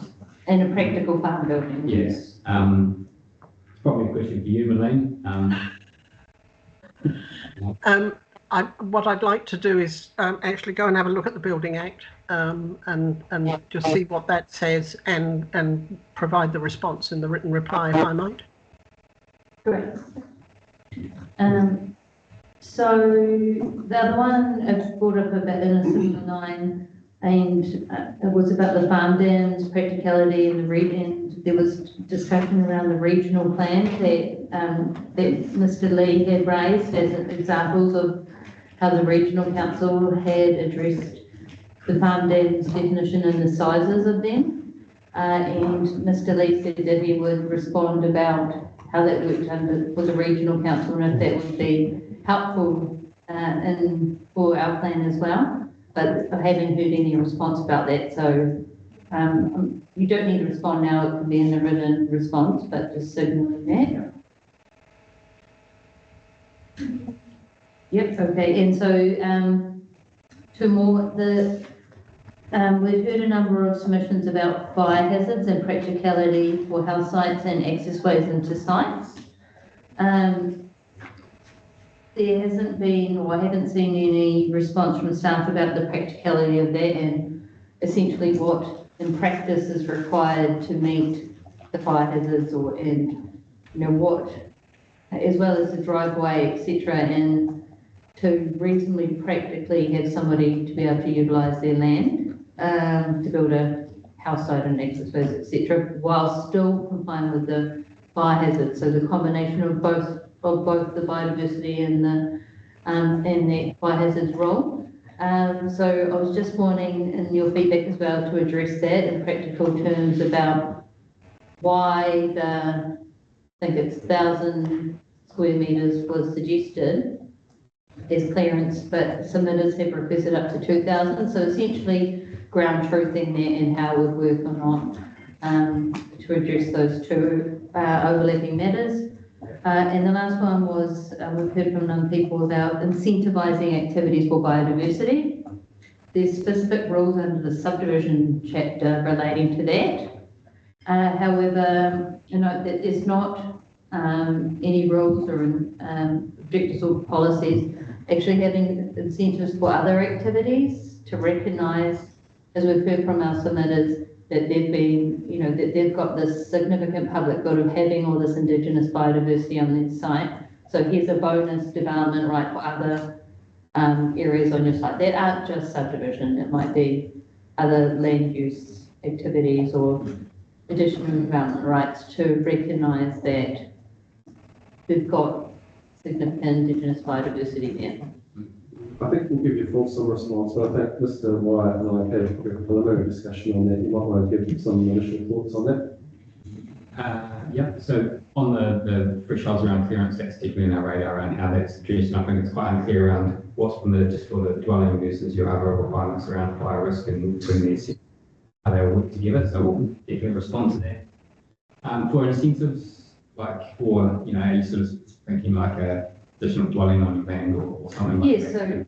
So not just subdivision, so yeah, additional dwellings is an example, but also other, for example, commercial activities, or I'm not sure all of the examples offhand, but I think it's been really clear from submitters that they feel that they've got all this regulation, no incentive, we've got all of this bush on the land because we've protected it. Yeah. What about the rest of my land, and should I not be recognised for that by having other opportunities? So I'm saving all this biodiversity. Yeah, we can certainly consider that. I mean, the development incentives around land use is much less sort of developed than it is for subdivision, and we just need to be wary about what we're introducing at this point in the process. But yeah, we'll consider that in fulsome reply. We'll sort of have a look at a few schemes that have been reviewed recently, perhaps, and see whether there's anything on them. Yeah. Thank you. Like Canada.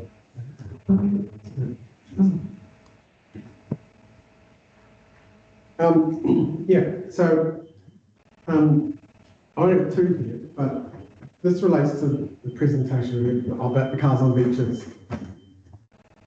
Oh, is that in the month? And what was the Patiki Beach? Puhiki. Puhiki Beach. So we received submissions regarding the restriction of vehicles that related to Puhiki Beach only. And that we sort of see that as one package of relief. But then, of course, they are, through their further submission, are seeking that same relief to apply across the district. And that's the one that I have some questions about. Well, although having said that, the answers you give may apply also to their single relief, but I'm particularly interested in the broader implications of that. So as I understood their evidence, that they can apply they're asking for a restriction to apply to mean low water springs. There was some confusion there, Mr. Chair, and like we can do some clarification on what the Northern Regional Plan requirement is on that. My I think the regional plan is at mean high water springs. Correct. But they said that that they're able to they have Reference 2011. yeah, that they have title or some Road controlling authority status. some status that allow them to allow the regulation to go to mean low water. Yeah. So I would suggest that we don't have RMA scope to do that, excuse me, but there might be local government act by way of bylaw to do it. So at that point, I have asked a question of council's legal on that. Right. But I guess the preliminary answer is our statutory scope under the RMA finishes at mean high water springs. Yeah, so he might have control over mean low water springs, but the local authority may not. Just Well, Perhaps under bylaw, under the LGA. yeah, okay.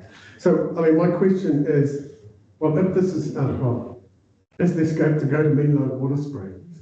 And if there is, what activities would that capture that a restriction based on mean high water springs wouldn't capture? And I'm thinking, if you really want to just drill it right down, this mean high water springs is actually quite high up on your beach, right? It's right out of the wet bit, and it's into the sand. It's more, it looks like land. So vehicles travelling on beaches probably are doing a lot of their travelling between mean high water springs and mean low water springs. Does that then mean a rule apply and capture potentially more vehicles? So, Mr. Chair, I think as we understood the submission, it wasn't to Meanwhile Water Springs, it was also above Meanwhile Water Springs to the extent it wasn't clear. They also indicated they expected us to map the land extent of the road as well, that would apply across the district, so. Because it seemed to me, it said, oh, we're just duplicating the regional rule, but it seemed to me that this was a lot more than duplicating a regional rule. And the implications were quite profound, in both ways, above Meanwhile Water Springs, but also below Meanwhile Water Springs to mean. So I guess my preliminary view is that technically they may have sort of scope in what they submitted that it was applied, but another view is I don't think there's any further submissions or very limited, so trying to apply that rule and match above the landward extent of that rule and how it applies to the district is very problematic to introduce at this point of the process. Yeah. And also the council has made a deliberate choice to regulate vehicles through bylaws, so there's quite a shift in approach. Yeah, which sort of brings me to my third question, which is, would the inclusion of a rule of this type necessitate a further consultation process? Because I suspect it would arrive, you know, it would be contentious to say the least. Absolutely. Yeah, so look, okay, so I think you sort of we wanted to clarify. Oh, sorry. I'm sorry, there's a bit of a glare on there, so I couldn't see you. Yeah. Mr. Lee, do you want to say something? Oh, so just nodding away and with Jerome's response, I've had considerable experience around vehicles and beaches and management of it, etc. So yeah, I agree completely. Regional Council has got it under control up to Mean High Water Springs. They've got rules in there. They went through a process, and those rules have just recently come out of the Environment Court. Bylaws are the way that district councils tend to manage vehicles above Mean High Water Springs. And I completely agree that if you were to now expand and include provisions in the district plan for managing vehicles, which you could because of impacts particularly on Indigenous biodiversity, etc., that's a pretty major shift. And yeah, you'd probably be wanting to go out to consult. Yeah. That's more like it. That's a variation rather than introducing something like it at this point in time. Yeah. And you'd be limited to that particular beach as well. I don't think there's scope to go beyond that. Well, sorry, but I think this submission was more on that, but you know, it's a very small submission. Yeah. 300 submissions on the topic, so it's not like the whole public knew about it and what potential implications would be. So, you know, principles of natural justice and just due process. So we share your concerns about the wider application, but we're still interested in a response as to what your response is to potentially having some form of rule applying to this beach. I think the chair would like to visit the beach. Yeah, and yeah, I was surprised that they didn't limit their relief to the beach when that you questioned them on that. Yes. Yeah. I think if they got that relief, that might satisfy them. I don't know if they'd go off to the Environment Court to get for everybody else, but certainly it may be that you could provide some relief to them related to that beach if it's merited. But there are certainly big questions about the broader application of that. Okay, I think you've got a bit more understanding where we're going with that one. Finally, Ms. Absalom, with regards to what I loosely call the Owen Burns submitters,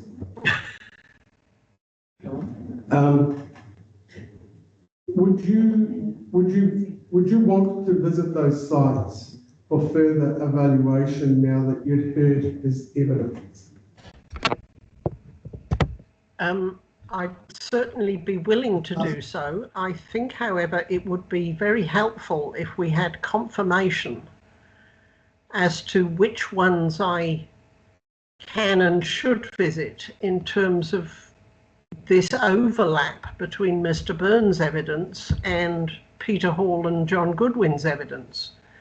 Because John Goodwin has essentially agreed with me in terms of those properties where they are both involved, and I don't think it's necessary for the council to pay me to go and visit those properties if in fact the landscape architect already advising the owners of that property has already agreed with the suggestion that I have made.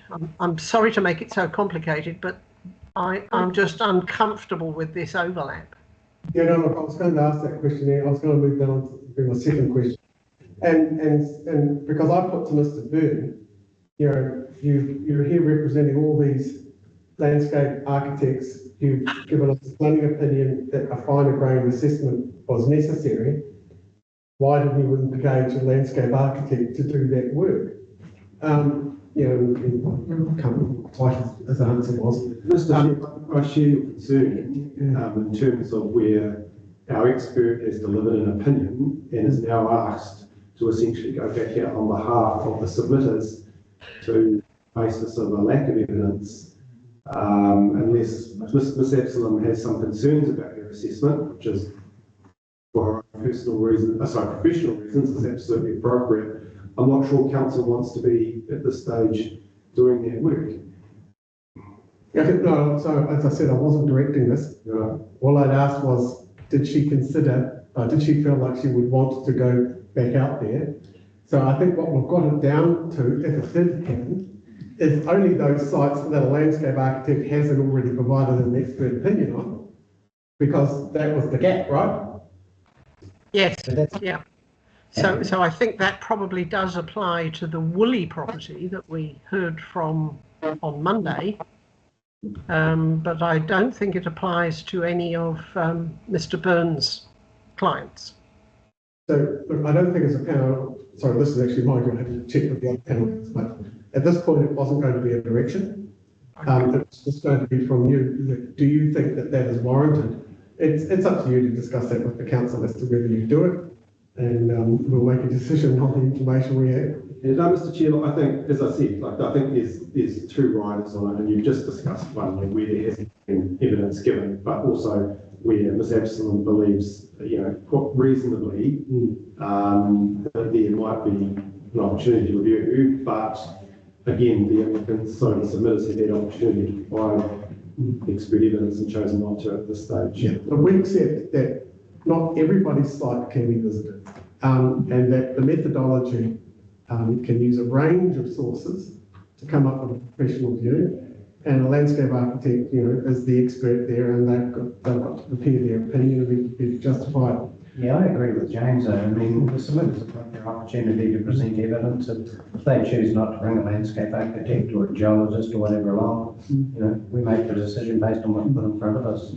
In saying that, Mr. Chair, Mr. Woolley is an example where I'm more than happy to support Lillian's opportunity to visit the site and review that. For example, Mr. Woolley is clearly a lay submitter, and there's been significant developments on that site that council have enabled since the assessment was undertaken that probably should appropriately be reviewed. So in that circumstance, I'm sure. Also to add this, like the RPS direction was spoken to a bit by Mr. Burns, and it's very clear in my view that that's an enabling sort of direction. Yeah, I don't think it's a direction at all. I'll come off the fence and say, I don't think RPS is directing you to do, it's saying you can if you want to, if you feel you need to, and certainly, so I don't, we've sort of arrived at that point. Okay, and it may be that there may be one site that Ms. Absalom could visit that would end up informing her in a way that affected a lot of the other ones. It seems to me that they have a lot of similar characteristics. I'll leave it for council officers to respond to. I just wanted to know whether the merits of that. And look, I don't think I have any further questions. Except to say that I want to really thank the reporting officers. I think your 42A reports were excellently prepared.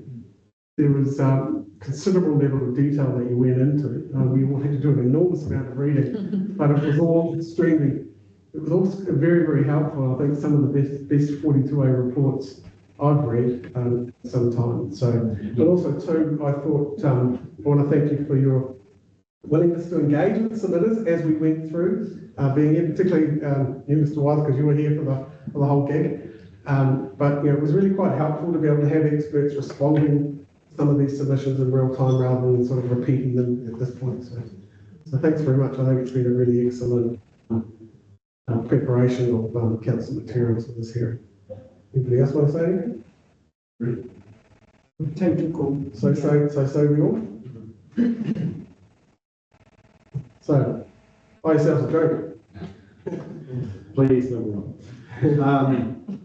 Thank you, Mr. Chair. So are we free to? I think we will have to now adjourn this hearing. We have some stuff that we check in with you, I guess, in terms of some further direction around what you may want and what we have, I guess, identified as things that we might want to talk about. Okay, sure. Okay, yes. And there's a number of other matters as well, peripheral to, well, not directly related to this hearing, but something that the panel may wish to kind of understand and have a flag about as well. So there's a few other matters. And again, I think we've seen that essentially, we've seen general support of Section 42A writers, and I think yes, reflect the statements of the chair that that's been an immense amount of work and thinking.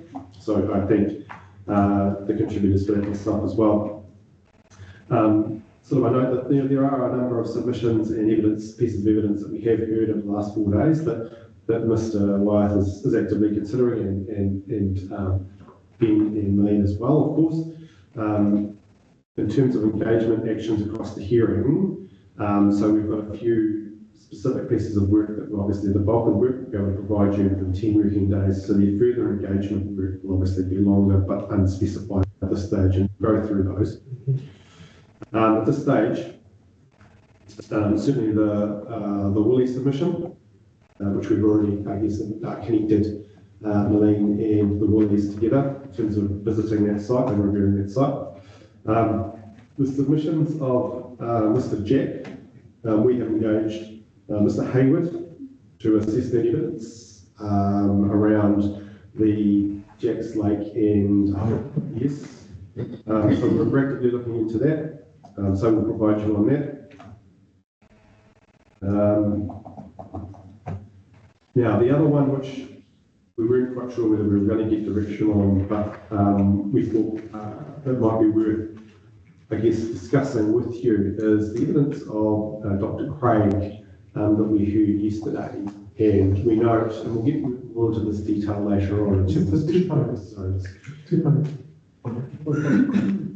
Is that the two-post subdivision? Two-post. Yeah. So look, we've had a discussion. Look, council broadly, officers have broadly undertaken assessments on special purpose zone requests.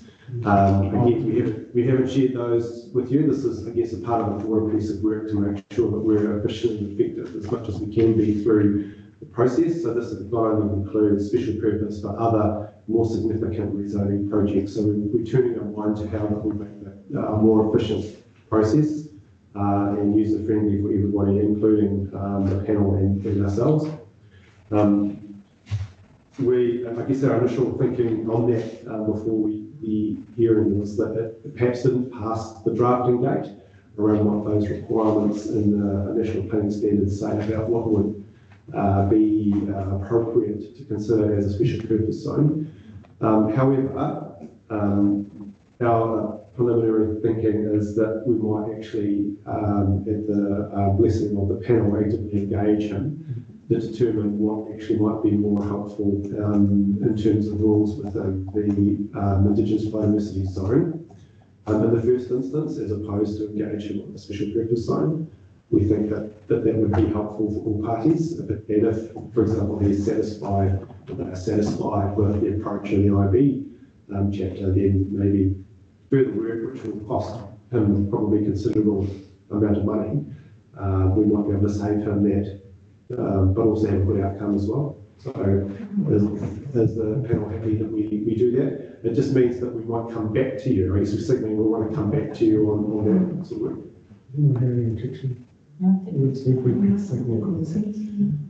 Yeah, look, I think that's a good thing to do. So, reasonably informally engage how he wants to proceed. Just panel probably needs to keep in mind that work won't be done immediately. It will be done probably over a period of several months. So just might need to keep that door open, I guess, in terms of your thinking. Yeah, well, that's fine. I mean, if it's a special zone matter, that area is a wee way off yet. I mean, but if it remains in the IB, we can just carve it out. We're going to be doing some deliberations on this chapter. We can just carve out that bit and revisit it later. We always knew we were going to have to revisit chapters as we go anyway, so I think that makes sense. Thank you. I mean, our general approach to special zones is that further work is required for all of them, and we're wanting to put in place a process that gives council officers the chance to actually review something. Absolutely. Something that can actually be assessed, Yes. and not crammed into a really tight evidence exchange timetable. Absolutely. And I've actually asked Mr. Wyeth if we can, there'll be differing requirements for some of them. And I think Waitangi is a incredibly complicated one, particularly when you've got a range of highly significant natural, cultural, and spiritual values attached to that site. So that might be a little bit more of an extensive piece of guidance that we might provide them, but otherwise, yeah. I think they'd want to get cracking straight away, because I think they're looking to basically replicate all the overlay chapters within their special zone instead of the special zone, which means that you've got a special zone plus 4 special overlays. Potentially, that's a lot of work. Yeah, we've been having many discussions, or we've been having discussions with them for a long period of time. I guess we're waiting for further information for us to come through. So I take it that the council officers are open to a special zone for the Waitangi area. I mean, there's already a lot of special purpose zones on this map. But what we were thinking is because there's roughly around 10 requests for new special purpose zones, and that excludes like the rezoning requests that are just changing the zoning. So there's quite a bit, and they range in complexity and scale, but it's to set out some sort of formality around the types of information to the city. So it's not just about provision of section 32, it's how you meet requirements in the national planning standards, how does this chapter meet in place with overlay chapters, those sorts of specific requests, and maybe set out some direction around that and a general timetable around. Yeah, that's a good point, because it's not like a precinct, it's a zone.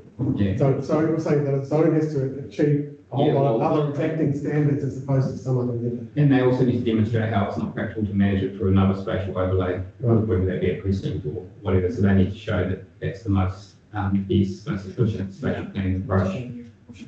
You need to say, I will do this sort of more informal engagement, have more process around information exchange, so they provide their information. We can do our formal section 42 assessment, they can respond to that. And So as another matter, sort of outside of this hearing, arising from this hearing, is that we'd like to hear from you, how would you like the information processed, and then to flow from those submitters on those special zone requests, and some ideas of timing of what material and at what time. Yeah. And because to make this as easy as possible for council officers, but also possible. And then following from that, once we've sort of kicked it around a bit, we'd probably put out a procedural direction. That was perhaps how we saw it as well. Yeah, cool. You probably just need to be careful that we're not giving a signal that we're open to, series of special zones, that we don't get into everybody starting to apply for special zones. It's not their submissions already, they can't. But that doesn't mean to say we can't turn some of them down at one special zone.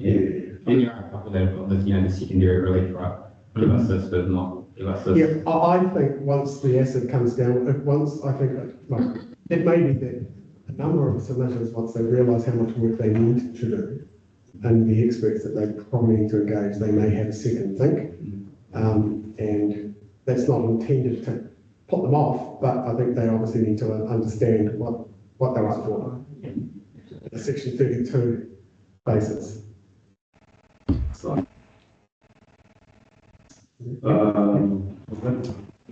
the next part I have is expert conferencing for infrastructure. In principle, obviously we agree with that, but we did have some questions, I guess, about who the panel thought was appropriate to be there, whether it was simply the infrastructure parties or the opposing parties as well. Well, I think that's a natural justice question, isn't it? Because certainly, obviously, you need the infrastructure providers need to be there. It probably needs to come down to those parties that are going to provide expert evidence. Because the conferencing will be between experts. That's what I guess we saw there was two options, either like an informal kind of discussion with the providers around what their needs might be, probably, but expecting that that level of discussion would be adequately informed, I think, Mr. Wyeth. I think we felt that there should be some technical information provided and examples provided to support some of the requests. So we're probably wanting a little bit more information from some of those parties, but certainly if the panel's on the view that it's more appropriate to have that discussion more widely, that's just direction that we were seeking. Because I think if we made it a formal conferencing direction, it would be for experts. Yeah, but I mean, there might be a need for some informal sort of meeting initially just to set the bounds for what you're looking at doing. Once you get into expert conferencing, you start to constrain. Yeah. So perhaps, for example, updated or amended draft provisions out of that informal conferencing, and then do a formal conference more widely on those. Yeah, I mean, the thing that's nagging in my mind at the moment is that we need to make sure that we're not breaching any natural justice rights that could be challenged. But I think an informal engagement in the first instance makes a lot of sense, and I don't think that's going to problem. No, and that doesn't include, not having a particular party fill with there. You're just exploring what are you looking at, top energy and transpower? Telcos? I'm sort of because then you start to get too many people in the room and the result's inevitable. So if you did it informally, it might be the best way to kick it off, and then the formal part of it, in terms of expert conferences, might be breaking it into two groups. I don't know. I think you could probably have the telcos represented by Mr. Ford. I can imagine them just wanting him to be there, but you don't know until you ask. Yeah, what were you thinking? Yeah, that sounds reasonable. It sounds like a lot of work was here, but it's not unreasonable. And I think, I guess what it comes down to is if you want that conferencing to occur, that seems to me to be logical. But if you aren't that wed to it, then there may be another, we continue on the process. But as someone who's experienced the conferencing process as a planner, I can understand your comment about there being a lot of work, but I suppose the outcome is reducing hearing time. And I think that's probably the pot of gold at the end of it, is that you have a hearing on infrastructure where the parties almost agree. But what's the option like of just informally talking to those parties, like you guys just talking to? Yeah. But we certainly could. Yeah. But again, our expectation is that we would set specific requirements about what they bring to the table. So it's not just a chat about what they would like, it's about content and detail. So again, I guess it's up to the panel as to how they would like to. Well, we're happy to accept guidance from the panel about what sort of process they would prefer.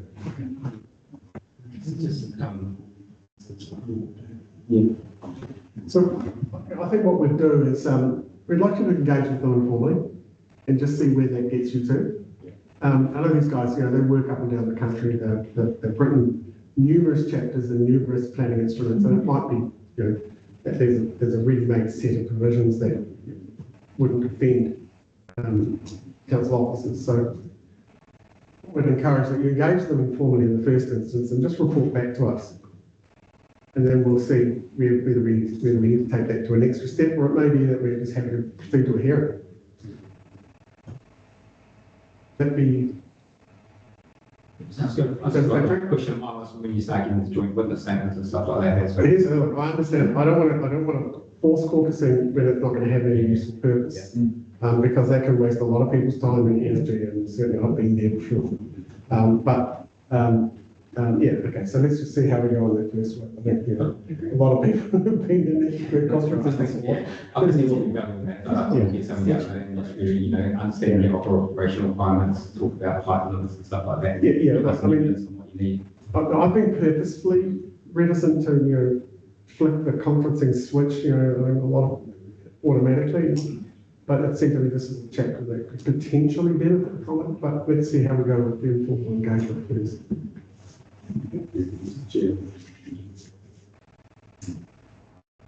And there's things perhaps that we've already canvassed, or panelists have already canvassed today, further consideration around enhancement, biodiversity and restoration. Yeah, we want to just make sure that's robust and that there aren't any unintended consequences around that. All right. And there's a whole list of things that both Mr. Wyeth and myself have put together that we thought we'd test. And I think I've taken all the duplications out. I might just quickly whip through those, sir. Sure, that's with regards to, This hearing today about the things that we probably will just specifically address. okay, Today or the whole thing? the whole thing. So we've now those.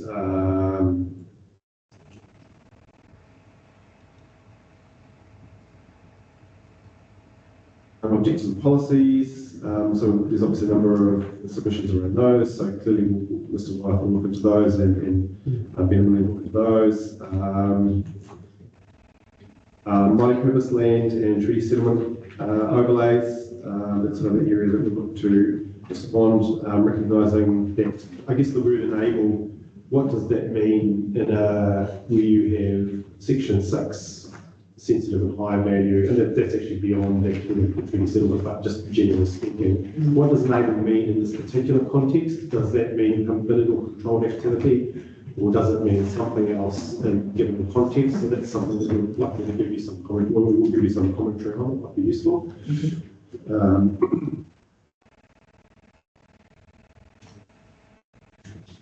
Some detail around what an improved building platform means in practice.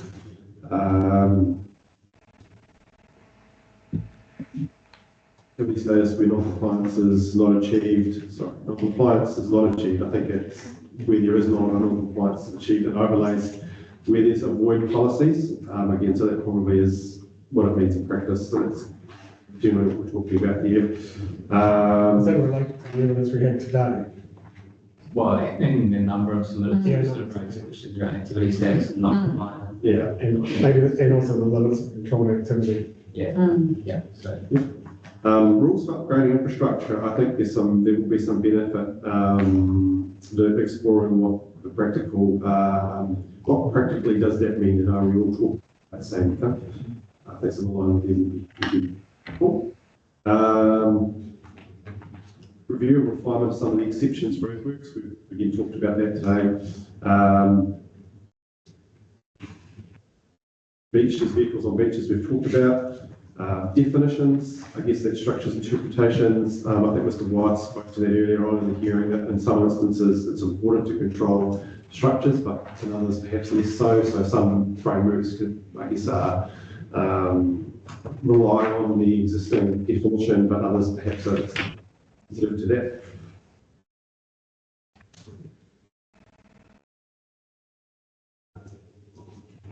The middle year, again, it came up today, clarification policy 4 in the IB chapter as it relates to policy 2 and 3, offsetting.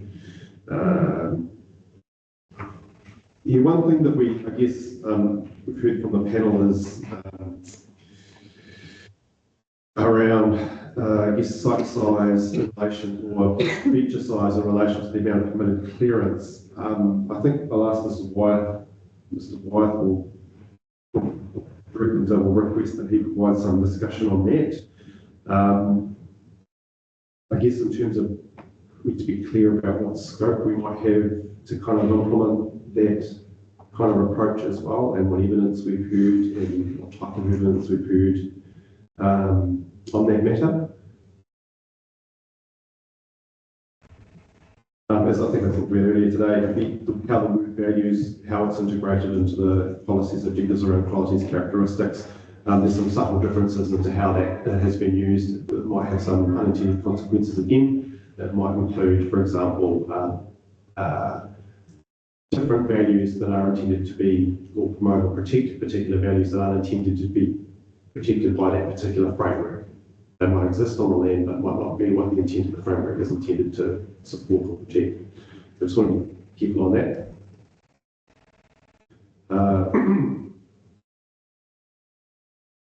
The minimum necessary provisions, I think again Mr. Wyeth has sort of covered that.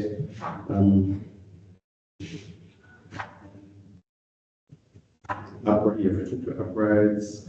Mr. Wyeth is intending to have a look at some further alignment with the NESF for the natural character provision. But yeah, we'll do that. Sorry, my apologies, Ben.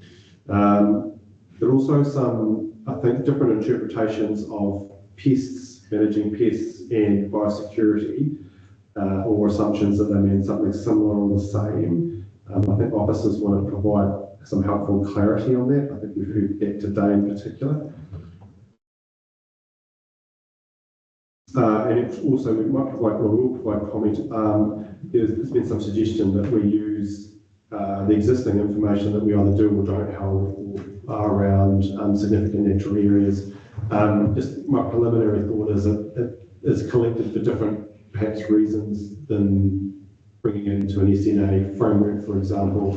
It's not uncommon for QE2 covenants, for example, to be still retained as an active farm as well. It's not necessarily for pure protective purposes. So I guess on the face of it, well, it's a nice to have. I don't know how well or appropriately that fits into the framework that we have, or in fact, particularly if it's on someone's title, they'll be aware of it at some stage. I don't know if we actually probably need to go any further on that. Actually, Mr. Chair, I think that's probably a statement on that, unless you want any further work on that. Yeah. The other question that's popped up is this my inconsistency. Is that something or have you nailed that already? That's the NESF that we talked about, that alignment work. Yeah, Quite a major planning issue. So it was to be. Yeah. All the matters kind of This is exactly some form of benefit. So, in my mind. I think Ben would be the expert on that. Would they be a shooting man? Would we take shooter?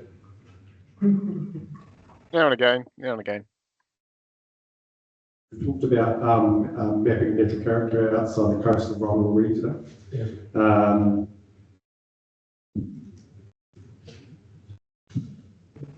And again, just reiterating what enable actually means in a particular context. And actually we thought what might be helpful is providing some background on the existing coastal settlement zones as well, and about their extent. I guess in my brief discussion, Ms. Lister might be able to provide some quick background now, but my understanding is this, they were perhaps not necessarily aligned with, or I guess identified with the same robust criteria that has come out of the RPS more recently.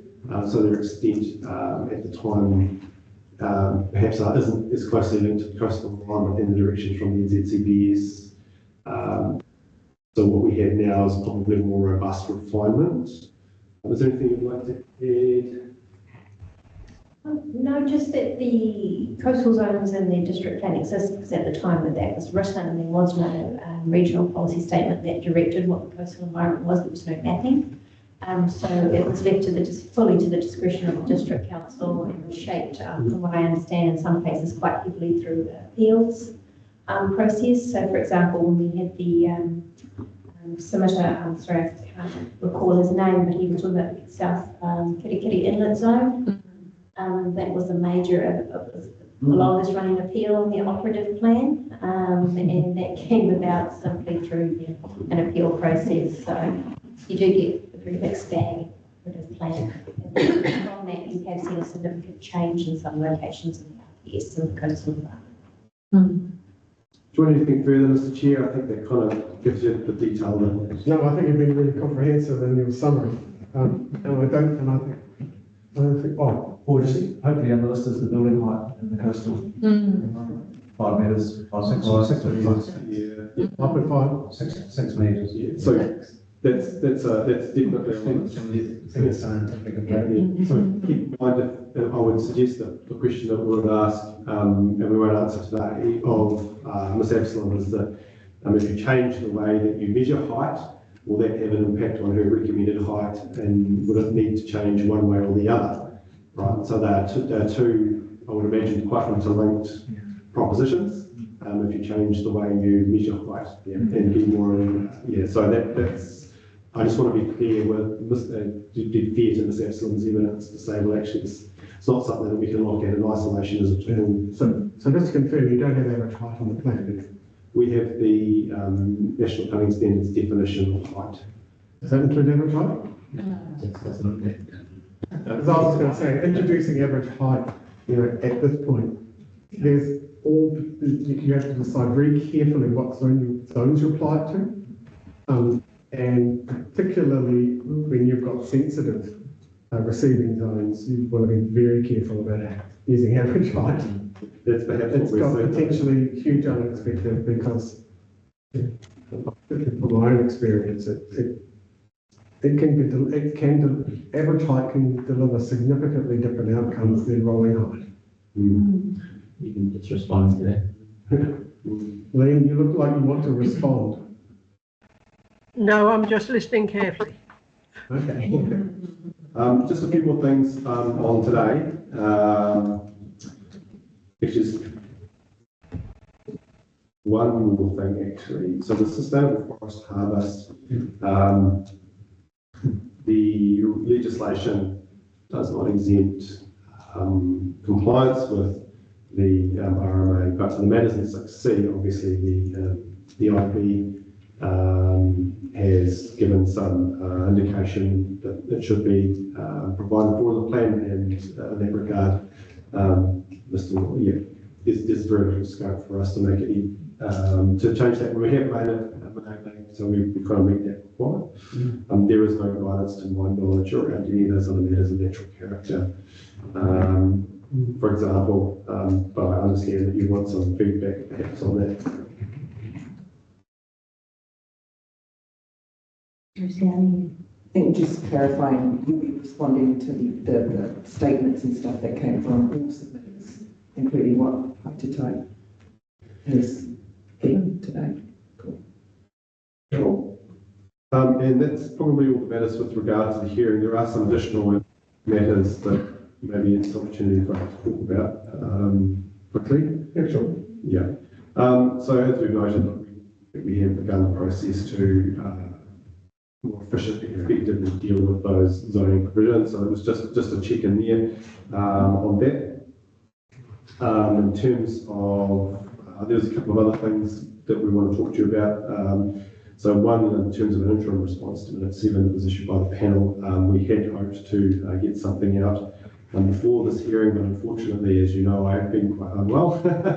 But we will hope to give you that interim response in a very short space of time if we can. What does that relate to? Minute 7. Yeah. So you've got your spatial plan document, is that still pending? So I'll walk you through the rest of what I'm going to say, and then might fill in some gaps for you. Okay. So we're, I guess, at the very pointy end of issuing the HBA, the Housing and Business Assessment.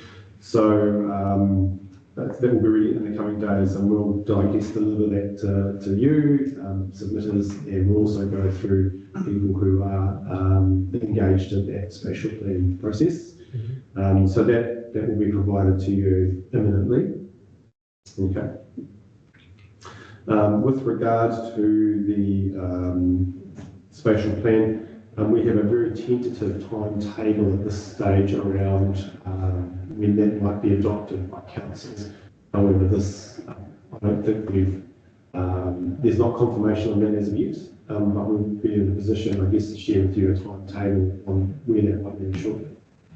Consequentially, in examining what's before us in terms of, in particular, the residential zone and that link with zoning and typology and the more strategic approach to urban things, particularly in Kirikiri Waipapa, it seems to us somewhat logical that we maybe defer the residential zone as part of hearing aid to a point where we're much more likely to have a little bit more certainty on what the direction or policy set by the spatial plan is. We're in the final stages of landing on what a proposed amended timetable might look like, and we'll share that with you once we've worked out all the bugs. So it seems to us that that there is little benefit in basically revisiting particularly a whole chapter if it's not necessary to do so. In addition to this, we've also had in addition to our response to making this process more efficient and streamlined, we're also proposing probably a number of hearing streams associated with rezoning and considerable additional hearing dates for those. It's just simply wasn't realistic, I think, once we looked at what was going to be involved to have that hearing done in 4 days. We somewhat expected that. Yeah. Yeah. So again, when we're in a position to be as certain as we can, we'll consult with the panel on where we've landed there. I think that probably answers the spatial planning question as well. Yeah. Is there any questions on that or anything else for that? Yeah, like I can disclose to the rest of the panel that I have had some discussions with Ms. Webster about that hearing aid matter, and we completely agree that those elements, the spatial plan, the HBA, they need to be in place before you can, we want those there for hearing aids, and we want the answer to minute 7 to give us some guidance for hearing aid. I did indicate to Ms. Webster that I didn't want to see the timetable expand with it, that we wanted to keep the same hearing timetable. So I think you're looking at swapping hearing aid and bringing another maybe less contentious or touch wood hearing to replace that. We're in your hands in terms of how you think that might work. But certainly we have no desire to extend the timetable. Yeah. No, I think I guess it's not just a matter of swapping things around. There's also, I guess, additional hearing days programmed. Yeah. My gut feeling tells me that there might be some slight changes, but not significant material changes in that extent of that process. But until I know, I don't know, and I don't know yet. Yeah. It may be we can't avoid it. Yeah. I'm just saying that that's. If it's appropriate through the chair, council has no appetite to draw out this process. Yeah. I think we all agree.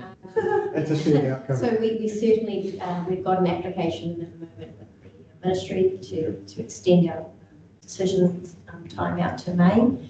So we would certainly not like to see a shift and have to go back and seek any further extension. So we're very keen to, where possible, stick to the timeframes. Mr. Chairman, may I interrupt? I think you already have. Who was just speaking? I can only see 2 people at the. It's a shadow in the dark. That was Terry is that to was right me. Ms. Absalom, that was the elusive Ms. Wooster. Right, thank you. That's fine, thank you. Okay. Yeah, have you got anything more to inform us? Not at this time, Mr. Chair. Okay. I'm just about Nothing. Couple Couple of things. Okay, great. Well, again, well done, everybody. This was the biggest hearing we've done so far, and it may be the most intense hearing for a wee while. A lot of material to get through, and I think everyone's done really, really well. So, we'll now adjourn this hearing until, and we'll do a carrot here, and then we'll adjourn this hearing until hearing 5, which happens in roughly a month's time. But you won't see me again until next Tuesday. Sorry. That's because I'm not involved in it. Oh, because I'm on Tuesday. Sorry, after hearing 5, I won't be doing the next 2 hearings. So you won't see me until after hearing 5, because it's going to be in my house. But after that, you won't see me until October. We will see you again. I can't remember. So good luck for the next hearings. Carry. Taruki whakataha, whakaire te wānanga, kia wātia, aira, kua wātia, kuie, tāne. Stopping the recording. Because hearing one's